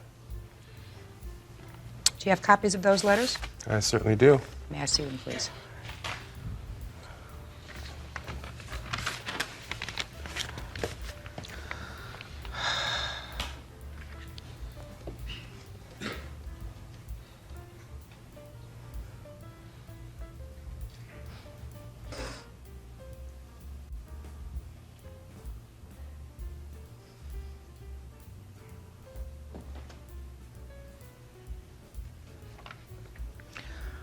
Did you write this letter? Yes, I did, Your Honor. And who did you circulate it to? Only to the tenants in the park and the people that CC'd on there. No employers. That's not true. Mm-hmm. Well, there are a lot of things in this letter. It's sort of a rambling letter. But there are several things in here that I want to address specifically. Show me proof of arrests for driving while under the influence of alcohol. I can't show you proof of that. It's something that she... No, did you... Just a second. Did you About have that? any written proof that she or her husband have I arrests... didn't say her husband. I said she She specifically. has arrests for driving under the influence. No, this was something that she told me She specifically. has arrests for driving under the influence. No, this was something that she told me. If it's a lie, she told it. Did you ever tell her that you were arrested for Yes, driving? sir, I did. Why did you tell her that? Okay, because... Was it true? Why did you tell her that? Okay, because... Was it true? Yeah, it's true. Okay. But that's my business. Just a second. Loss of custody of her child. Welfare fraud. Again? Welfare fraud. Again, something she admitted to. That's not true. Oh, no. Oh, no. This is something she admitted to. I have witnesses to that, too, Your Honor. Yeah, oh, no, I never committed fraud. Just a second. Oh, no. Eviction after eviction. The go last ahead. several years. Okay, can I tell you why some of these things I know? over the past few years, I worked legal at some time, and they were thinking about having me do a bankruptcy for them, okay? And this is all the information that came out during that time when they were trying to tell me about their bankruptcy. Yeah. Okay. Miss Woolfolk, I have a couple of questions. I mean, they're tell me about their bankruptcy. Yeah. Okay. Miss Woolfolk, I have a couple of questions. I mean, there are a lot Sure. of things in this letter that suggest that you people don't get along as neighbors. Don't at all. You're right. And that you intend to pursue this matter legally, and that, according to the letter, you are trying to get a restraining order against the Exactly. plaintiffs. Just pay attention. Mm-hmm. You are trying to get a restraining order against them to stay away from you and your property. Exactly. And I assume that the thrust of this letter, you say, which brings me to the focal point of this letter, that you are trying to get a restraining order and request the assistance of, I assume, all the people that you sent this letter to. Mm-hmm. Should you see either one of these two people Yes. in or near my property, please call 911. That's correct. Right? Continued harassment. Just a second. Intimidation. So my question to you is, what do the following things have to do with you? DUI arrests, loss of custody of her child, welfare fraud, eviction. What did they have to do with me personally? Yes. Or the sale. Shut. Okay. They have personally. They have nothing to do with me. Good. So Okay. what do they have to do with the focal point of this letter? The focal point of the letter was to say these people are intimidating me. These people Well, you've are said harassing no. me. You've said that. That these people are accusing me of calling a social worker. Did you read that part? No. They're accusing me of turning them into welfare fraud. No, listen to me. I'm not addressing that. Okay.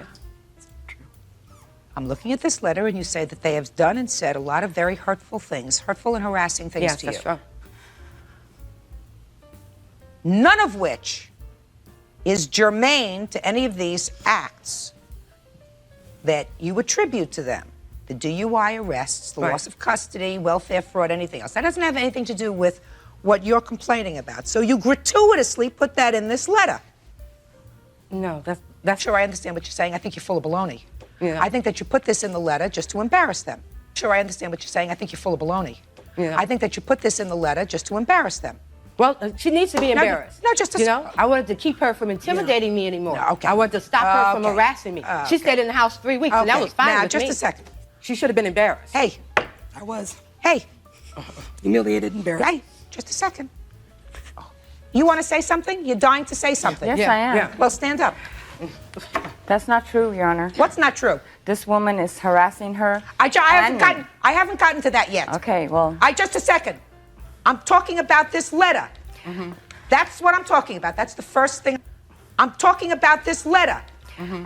That's what I'm talking about. That's the first thing I'm addressing. I I'm going to understand. address everybody's I complaint. understand I'm addressing this letter. And I absolutely understand that if any of this is true, it's conduct that should not be tolerated. If any of this harassment is true, it should not be tolerated. right. What I'm addressing is the gratuitous She's saying I shouldn't have said that. gratuitous statements in here Mm-hmm. about them that had absolutely nothing to do with the problem of harassment. You got it? Do you I understand that. I understand. Judge Judy continues in a moment. I wrote the letter in November. This recording was made January the 15th. You wrote, Carol, watch your back. Real cases, real people. Judge Judy. Jeff and Lori Haskett are suing Carol Woolfolk for defaming them to their neighbors. Carol claims the Hasketts make discriminating remarks against her. You have a counterclaim. Yes, I do.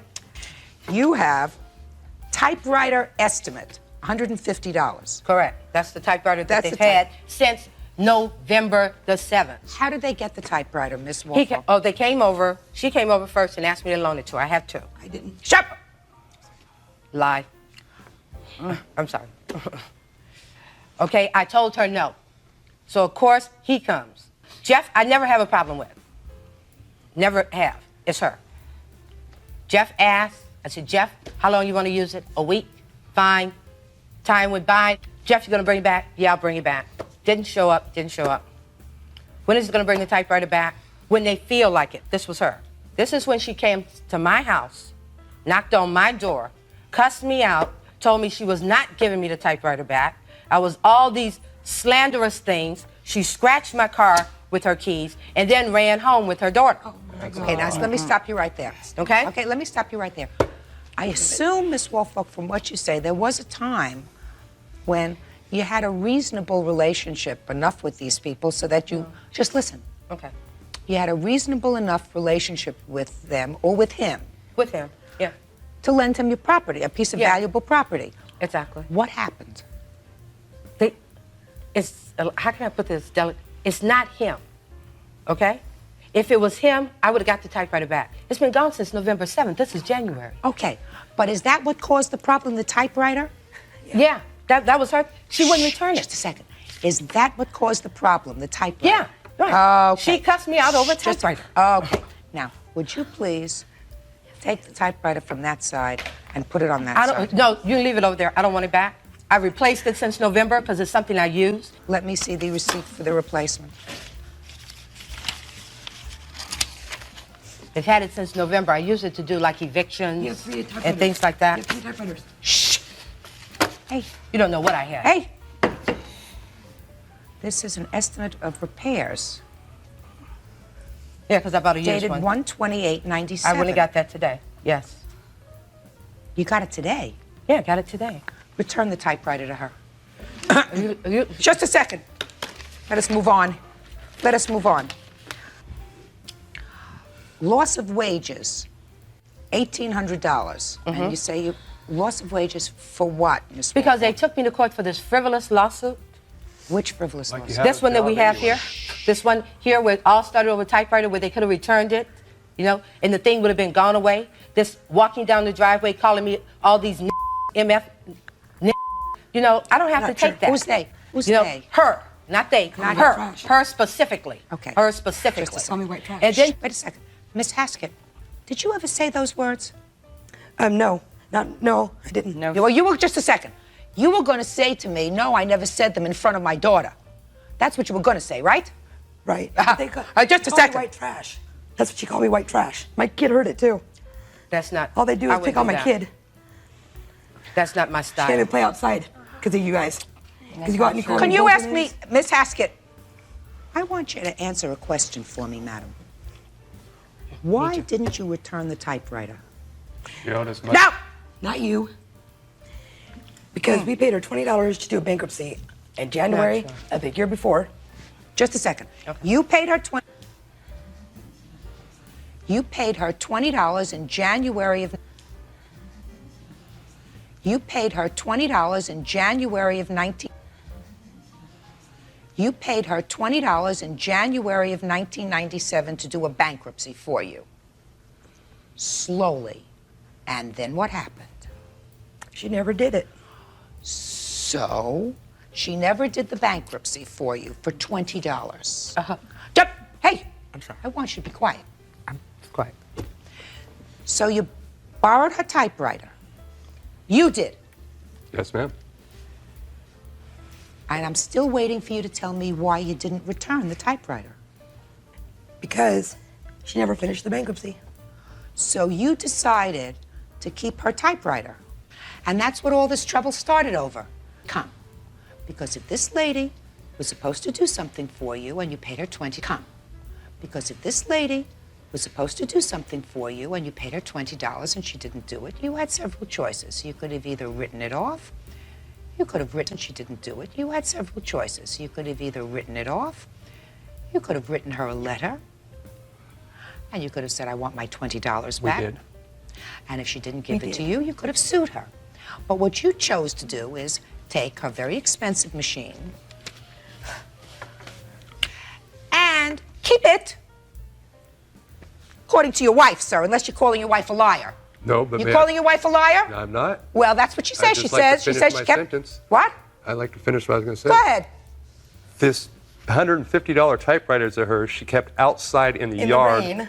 It was an extra. It was rusty. It never. What does that have to do with you? Whether she keeps it outside, whether she keeps it hanging from her. What does that have to do with you? Whether she keeps it outside, whether she keeps it hanging from her tree, whether she wants to wear it as a lorgnette around her neck. It's her typewriter. She can do whatever she wants with it. You went over and borrowed it. Bingo. You went over and borrowed it. Bingo. Don't irritate. I'm sorry. Judge Judy continues in a moment. You cannot prove without a voice expert, because I'm certainly not I'll a gladly voice bring my expert. phone bill and that'll prove it too. Do I look like I need help from you? Real cases, real people. Judge Judy. Jeff and Lori Haskett say their neighbor, Carol Woolfolk, slandered them. Carol says they harassed her. It was very, very wrong of you to write this letter,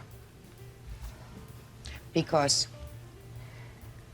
it's not right to divulge things that have been told you in some sort of a confidence. It wasn't a confidence. Sure it was. You just No, they told knew. No, listen to me. Everybody knew. Hey, I'm really smart. Okay. All right? You just told me 5 minutes ago, and my memory is totally intact, that you found out certain of this information when you were eviction. preparing their bankruptcy. So that was told to you in what we call a fiduciary relationship, which means you were preparing papers for them and you found out certain information. Can I say something? Nothing. You have to acknowledge that it was the wrong thing to do to put that thing in this letter. When you're angry, maybe sometimes you do wrong things. That's Okay. right. So you were angry. Okay. Yeah. That's what the officer told her to do. She Well, called he Dardina. he didn't tell me specifically to do that. Of course she did. Why don't you just sit down? But he did Hey, tell me to write the letter. Hey, why don't you just sit down?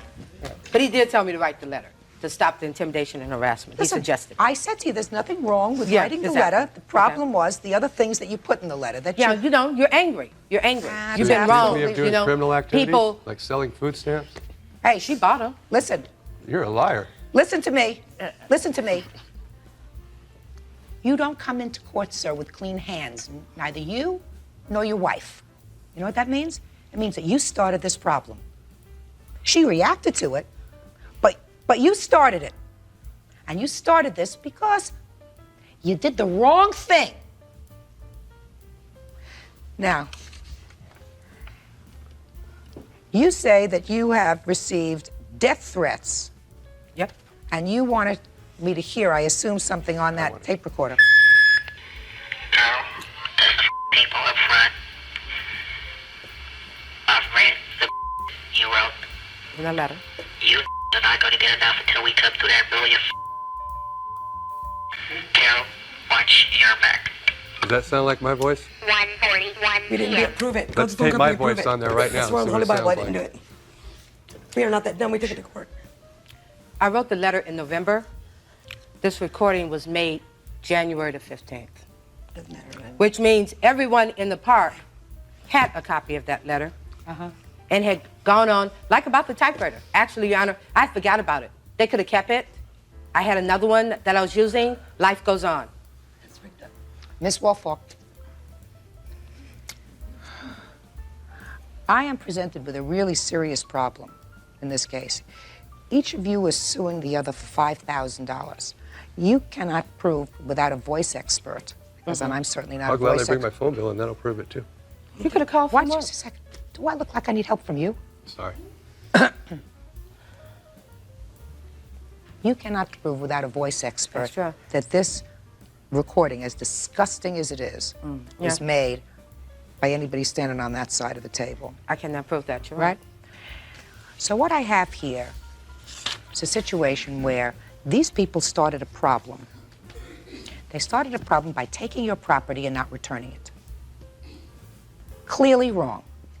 I absolutely believe, because she says it, that she called you vicious names, she says, in front of her daughter. So that makes it okay. Oh Hey. my, that's not true. I'm sorry. Could you speak, please? Just That a is second. not true. Is that true, Kara? That is not true. Just a second. That is not true. You're not even listening. I am. What I don't, That's not what true. What's, you mean? That is not true. I told you to sit down. Yeah, well, I'm just. I told you to that's not true. sit down. Do you understand That's what I not said? Because true. this lady is not No, wrapped it's too not. tight Yeah. because she doesn't understand Yeah, what I'm I not said. wrapped too tight. You That's said- not true. Put her out. Ma'am, step in. No, this way. I don't care. Judge Judy continues in a moment.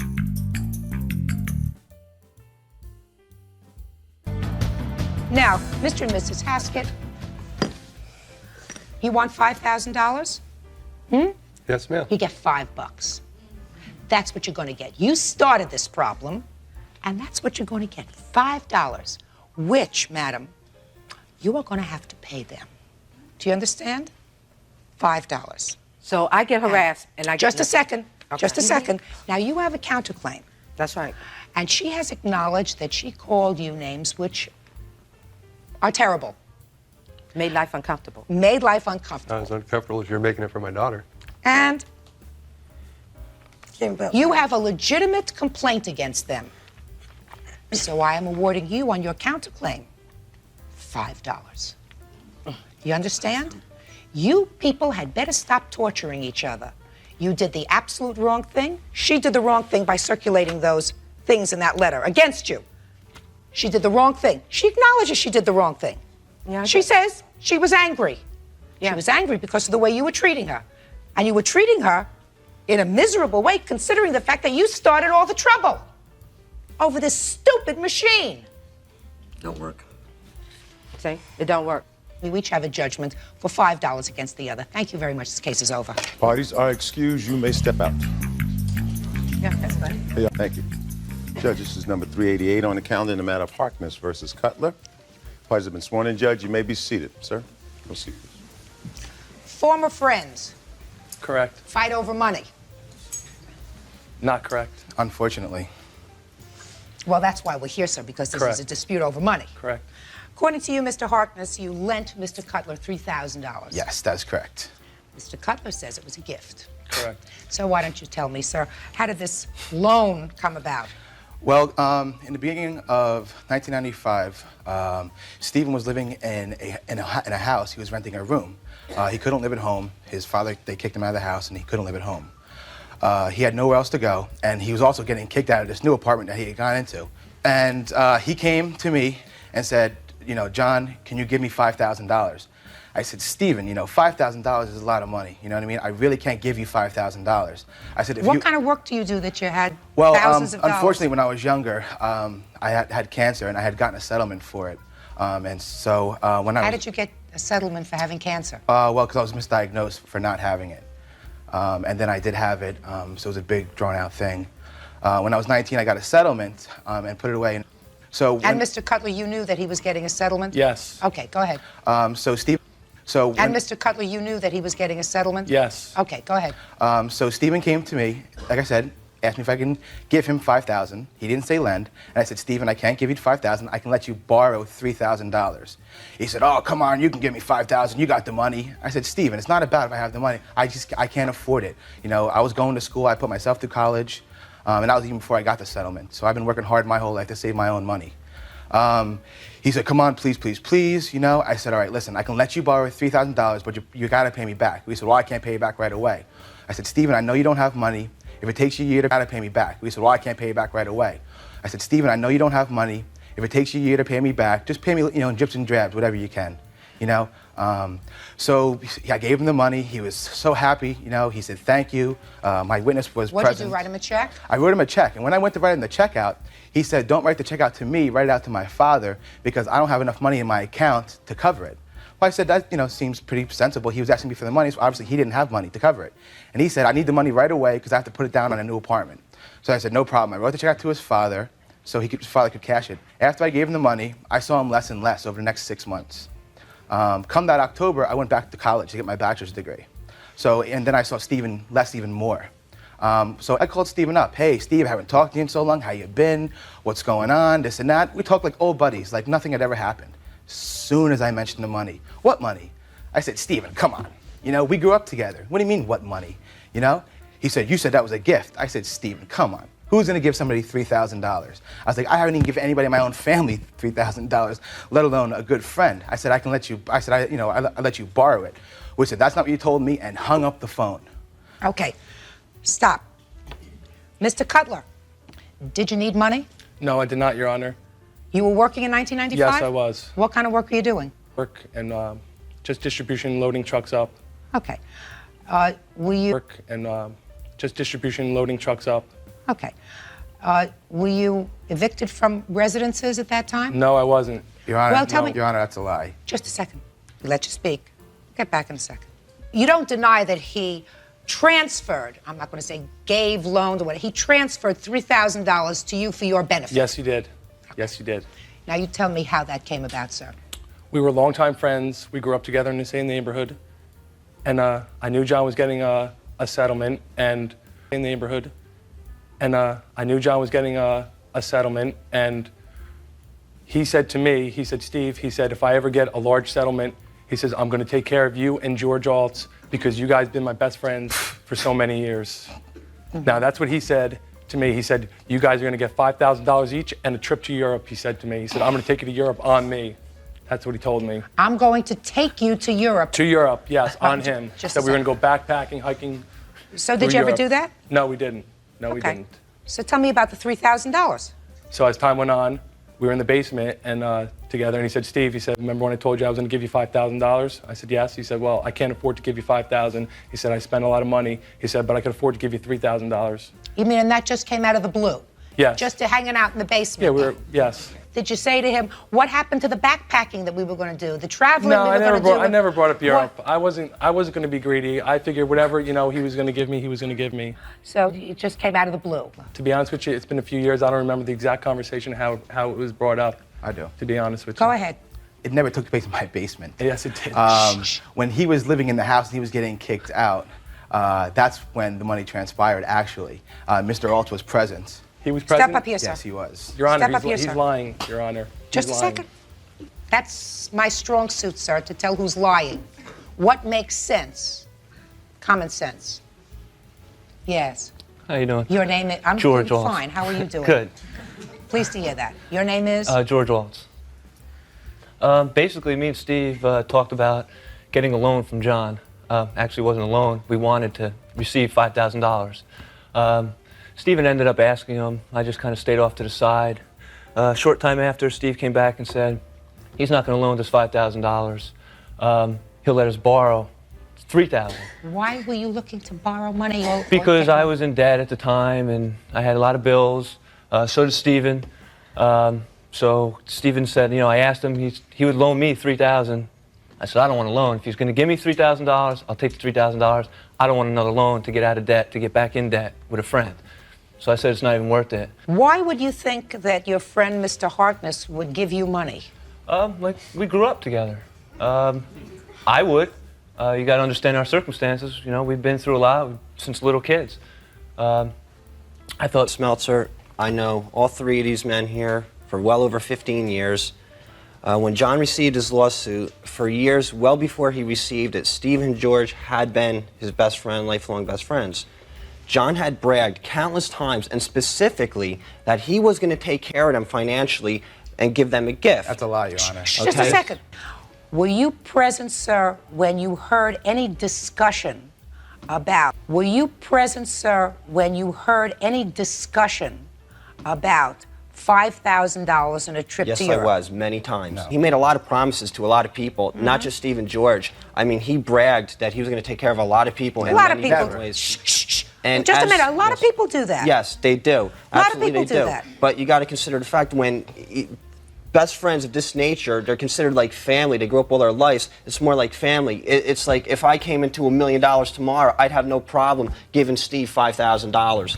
Friends with him no more because he had a swelled head and I couldn't deal with him no more. And later today, You're going to give a box of ashes to your children and say, here, hold your grandmother? Real cases, real people. Judge Judy.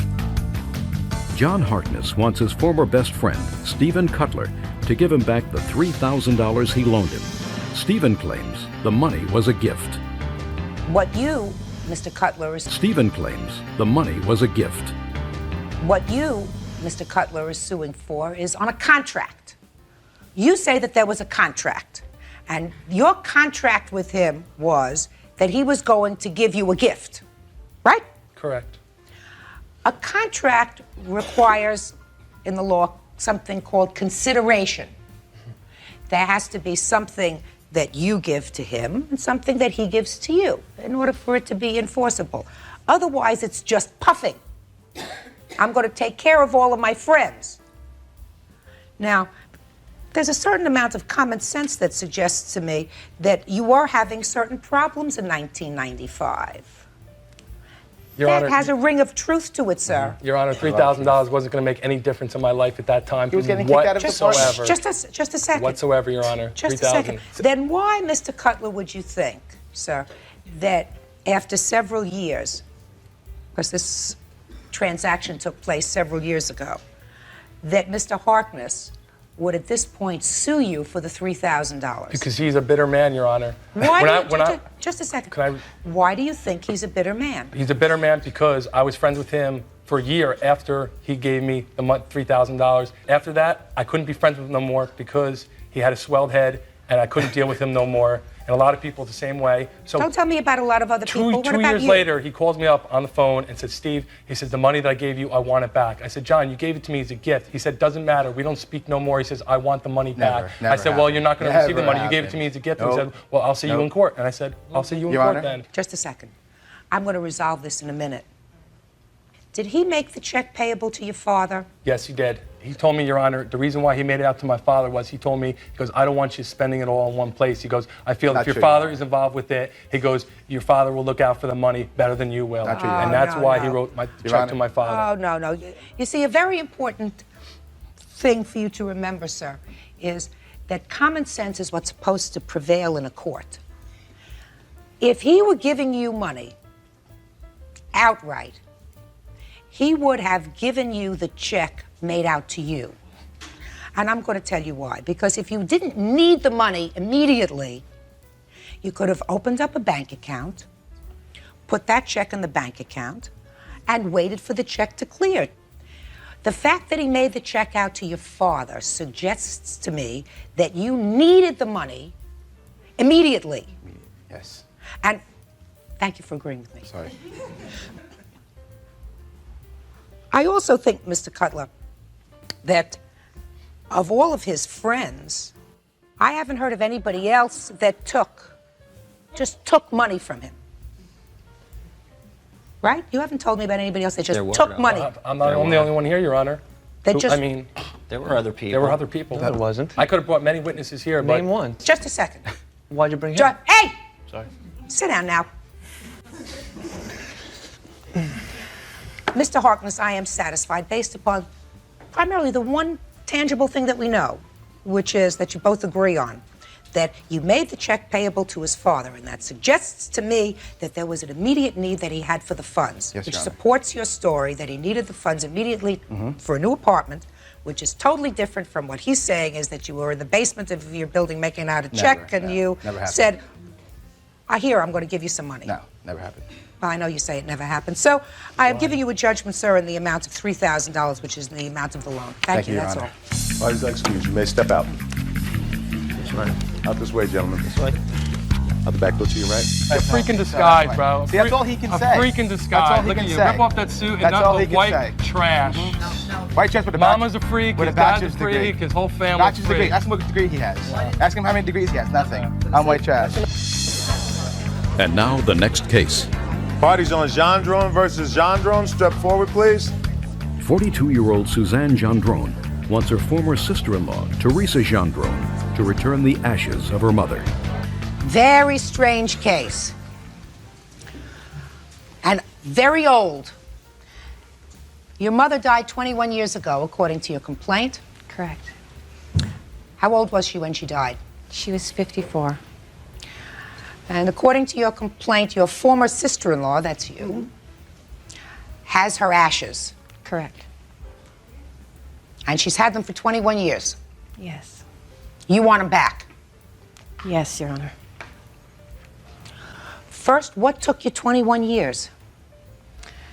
I have been asking her since my children were born. We had an agreement that if and when I had children, because I was not married when my mom passed on, if and when I had children, that she would give the ashes to me to watch over my children. And when did you make this agreement? This was the year after my mother died, and we had agreed to that. And I began asking her for them when my daughter was born. My daughter, Sarah Louise, she's named after my mom. And I have not been successful in getting them from her since then. And we need her very much. Judge Judy continues in a moment. You don't know what it's like growing up in a house full Well, that, of men you know, it's not with no like woman's Susan. touch. Susan, I'm No sorry. one- What woman's touch are you going to get from an urn or an ash? Real cases, real people. Judge Judy. 42-year-old Suzanne Gendron wants her former sister-in-law, Teresa Gendron, to return the ashes of her mother. Hello. How are you? So, I never agreed to give her back the ashes when her children were born. My mother-in-law confided in me that when she passed away, she wanted to be cremated, and she wanted her ashes thrown where her father used to dock his boat in Long Branch. I never knew exactly where this was, so I didn't want to just take her and just put her ashes anywhere. So the reason that I still have the ashes is because to this day I don't know exactly where she wanted her ashes thrown. She asked me to do this. I took it seriously, and that's why I still have the ashes. I never agreed to give you back the ashes. Were you close to your mother before she died? Yes, I was very close. And did you hear her say, was she ill before she died? No. She was not. So No, this she was, was her not. death was sudden? Very sudden. She had a heart attack. When did she tell you that she wanted to be cremated? She lived in Plainfield, and when she was in Plainfield, we spent a lot of time together. Suzanne didn't live in Plainfield. Suzanne lived in Montreal. And on one of our outings or trips to the shore, she told me that this is what she wanted because that's where she felt most peaceful. That's Now, right. Is that right? Yes, and I have explained to my sister-in-law that I am prepared and I insist that we fulfill my mother's last wish. My Aunt Beth and my brother went last summer together to the exact spot where my mom wants her ashes scattered, and it was always in the agreement that I would have my mother for a short time and then we would all go to that spot. We know exactly where it is. Great. Well, And then we this is a want- very easy lawsuit to We resolve. want to fulfill my mother's last wish. And so do you. And so do I. Good. And when do you intend to do that? Well, I was unaware that the aunt and my ex-husband knew or even went to this spot. Well, what but I that- want to know is why they didn't include me and bring me with them so that we could have fulfilled my mother-in-law's wishes a year ago. Absolutely. That's going to happen. That's going to happen. That's I never going to said I happen. wouldn't. When do you want it to happen is the question. On her 25th, on the anniversary, the 25th anniversary of her death, which will be in 3 years. No. Why would you want to wait another 3 years? Because I don't have very long to live.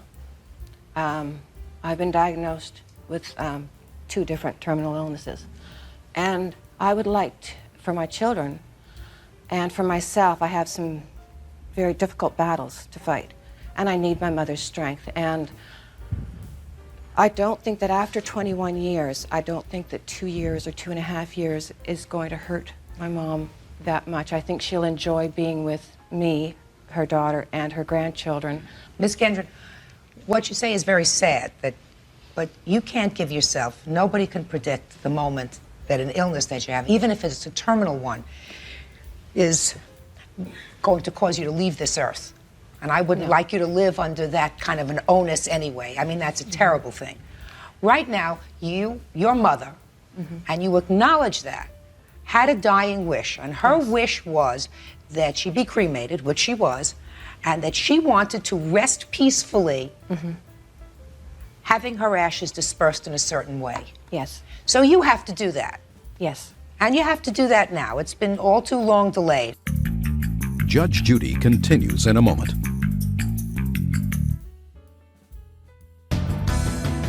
What is clear to me is that every person has the right to dictate what happens to them at the time of their death.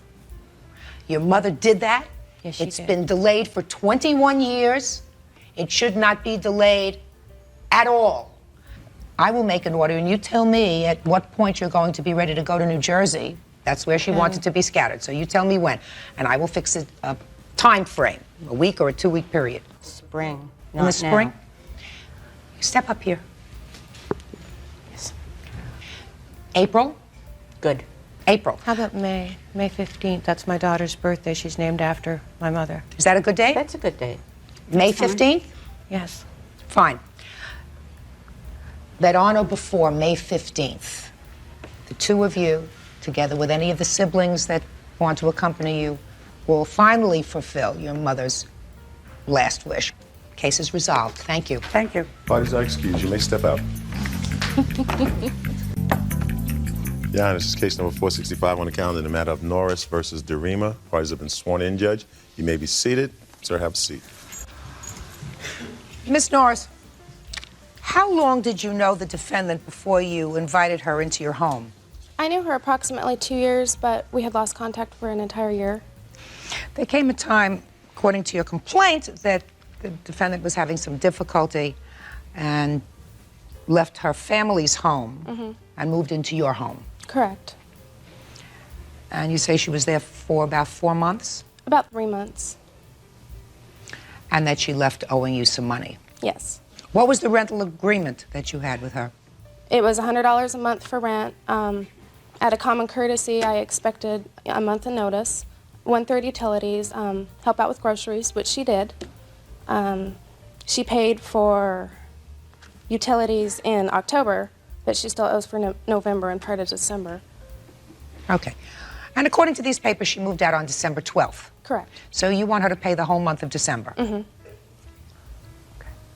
And what else does she owe you for? She owes $70 for late fee.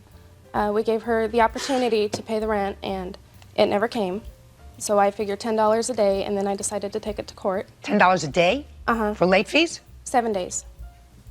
And then I decided to take it to court. I had already given her 2 weeks. It doesn't seem like an awful lot of money that you're suing for, $294. So there must be another reason why you're bringing this lawsuit, because you had to take time away from whatever else you do. I assume you work? Mm-hmm. Part-time. Who is this? This is my husband. He's also my witness. And I assume he works? Yes.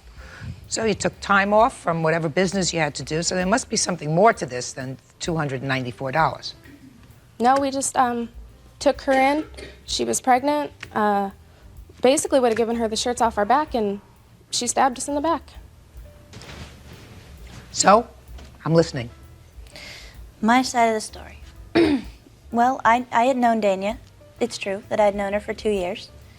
And I was telling her about my situation. I told her I was pregnant, and I said, you know, I just know that my family's going to kick me out. I know that my boyfriend's going to bail on me, and I think that I should have an abortion. And she said, no, we want you to keep it, and to do that, we're willing to help you out. We want you to stay with us. We're going to give you encouragement, and all we ask for is that you pay $50 for groceries. And so I did, to my best ability, fulfill that. And they were constantly fighting all the time. After I lost my baby, they started asking for $100 rent. You know, as if losing my baby and my family and the boyfriend wasn't enough. You know, can we get $100 out of you because we spent too much on our credit cards? And I just got fed up with it because the bills kept coming. But you did pay her $100 at least twice for rent. Because she said she didn't have food to feed her baby. No. That means if you didn't have food to feed the baby, then maybe you give her $20. So clearly, based upon what she's saying, you did have some arrangement with her to give her rent. Were you working? I was. Well, if you were working when you moved in with her and her husband, then you should pay rent, right? Right. Of course. I have a paper here. This is Krista's handwriting. She even has written on it, rent utilities, $153. Looks like a monthly thing to me. Well, let me take a look.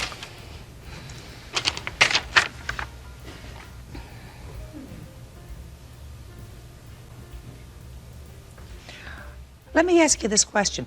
What did you write up this little sheet of paper for? To see what your expenses were?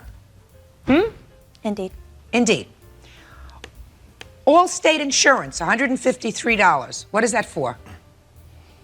Auto insurance. For a car that belongs to you? Yes. Okay, so you have a car. What kind of car do you have? Ford Probe. And you pay $153 a month so that you can drive the car? Yes. And Colorado National Bank, $3,000. What was that for? It was in a leftover expense from my fiance and I's bank account. Mm-hmm. You have a credit union payment? Mm-hmm. $2,000? Payment is $163. What kind of work do you do? I work for Allstate Insurance. Mm-hmm. And how long have you worked for them? I've worked for them for 4 months. And prior to that, who were you working for? I was working for Home Depot. In what capacity? I was a cashier. Okay. So you built up a lot of debt here. Indeed. Indeed you did. But one of the debts you had, madam, was to pay rent. Because you drive a car, you pay insurance, you buy clothes. According to this, you buy a lot of other stuff. And you even list here what your bills are, $153 rent and utilities. Right? So how can you say you didn't have an agreement with her to pay rent? I didn't have a written agreement. I never had a key to the house. My things were never secured. Look, you weren't a prisoner there, were you? No.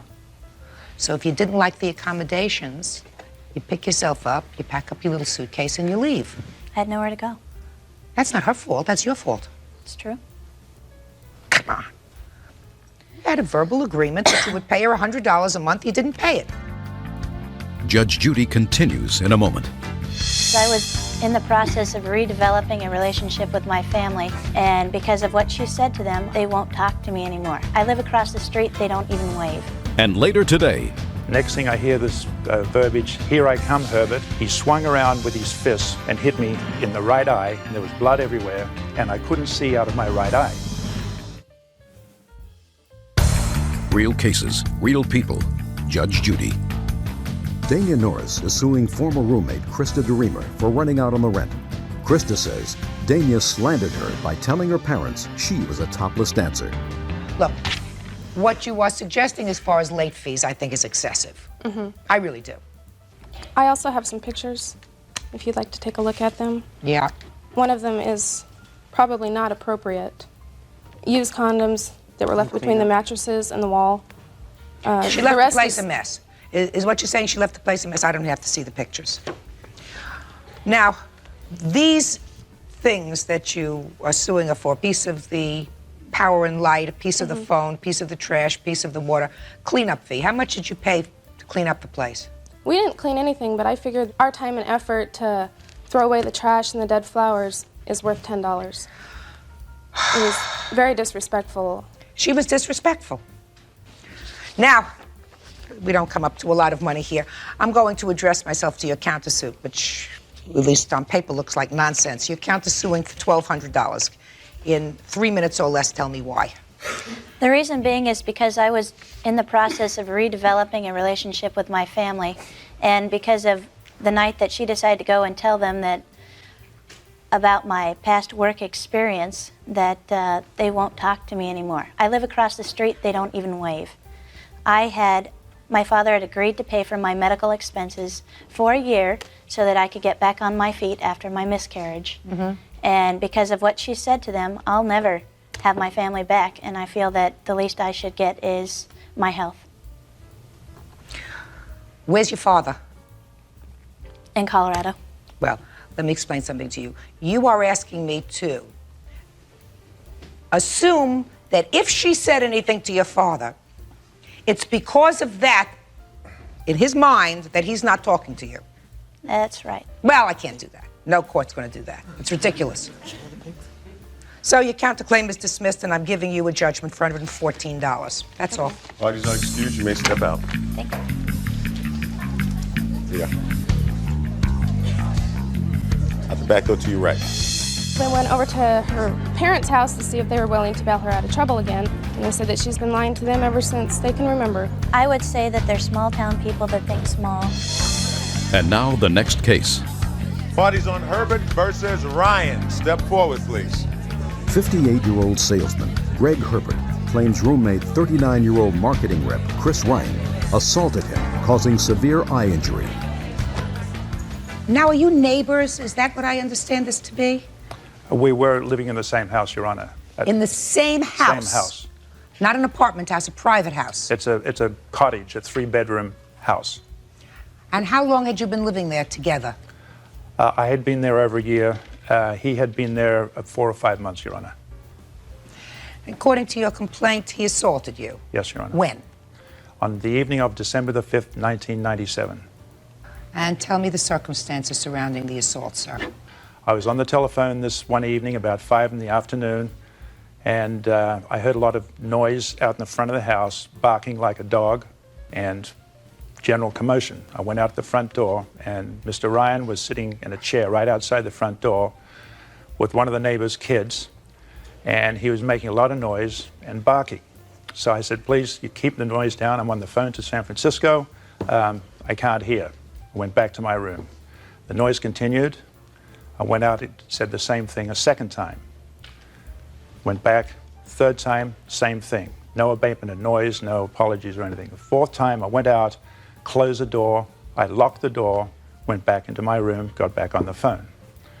A couple of minutes later, I heard the screen being torn out of my window, which is, my desk is facing the wall, my back is to the window. The drape is closed over the window. Next thing I hear this verbiage, "Here I come, Herbert." He vaulted into the room onto my bed. My bed is right underneath the window. I got up from my chair, starting to get a little fearful, went through the door. He swung around with his fists and hit me in the right eye. He was on my left. I was just reaching towards the door. All of a sudden, there was blood everywhere.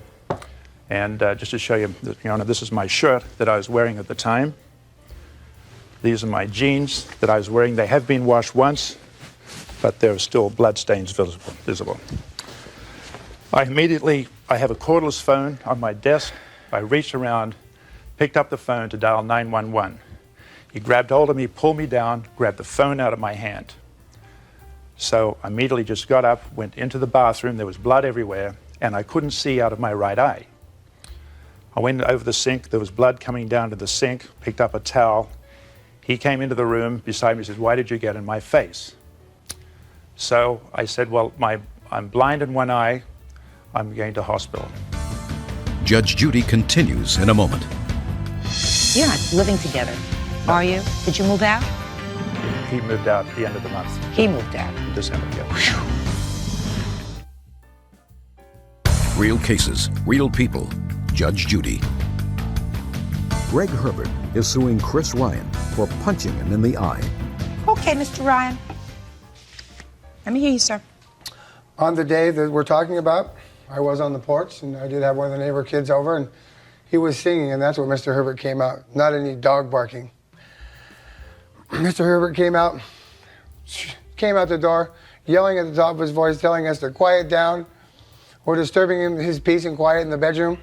Went back in his room. First he told me he was going to kick my butt. Then he went back in the house and locked the door. He didn't come out 3 or 4 times. He came out once.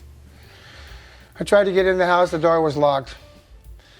I tried all the other doors. They were locked too.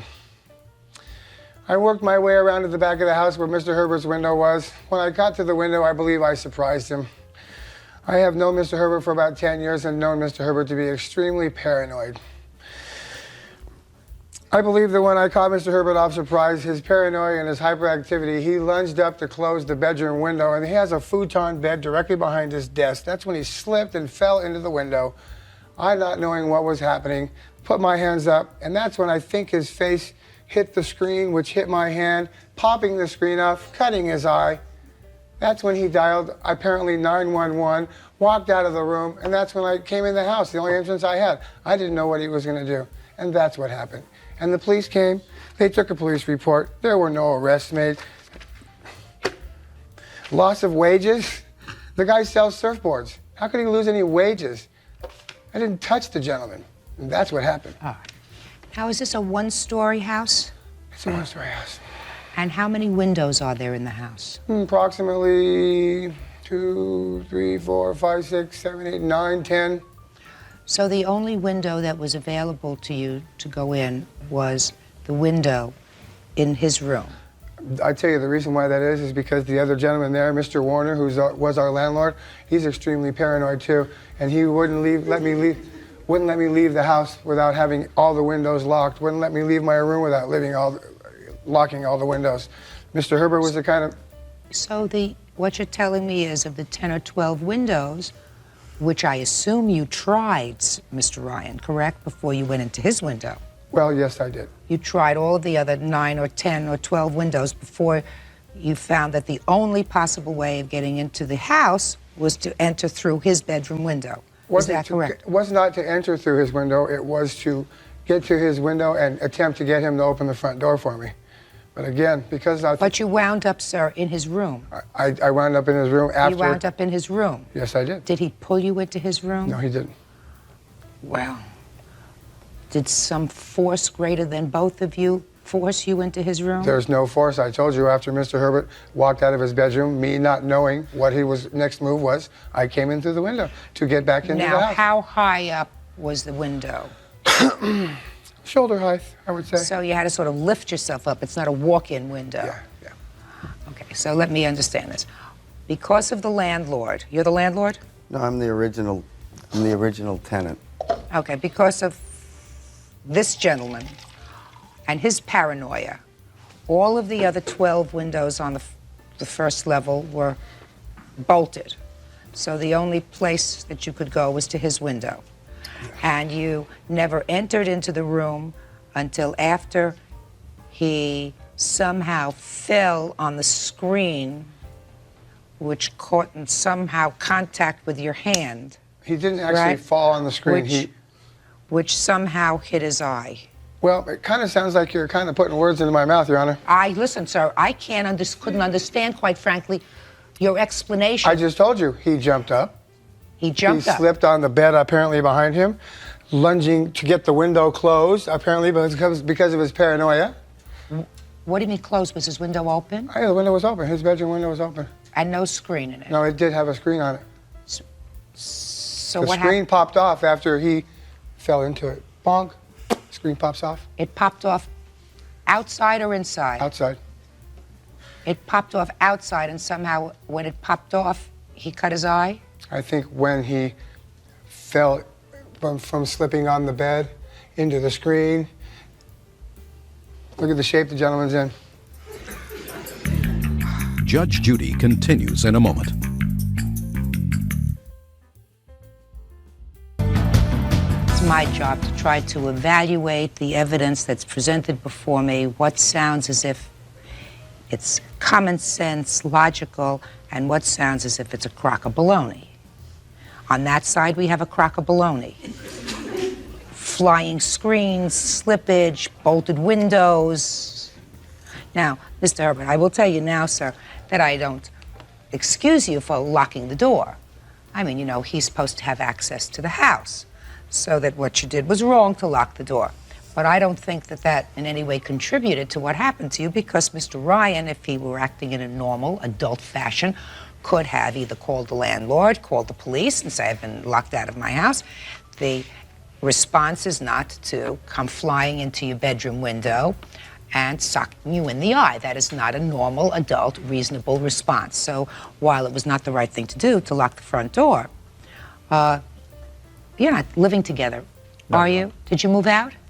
He moved out at the end of the month. He moved out. In December, yeah.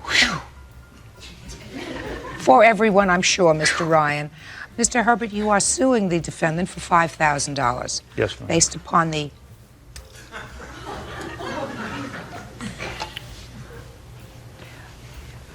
Based upon what I've seen here, you're entitled to your $5,000. Thank you, Your Honor. You want to do anything else? You want to do anything else? Do I look like I'm feeling bad?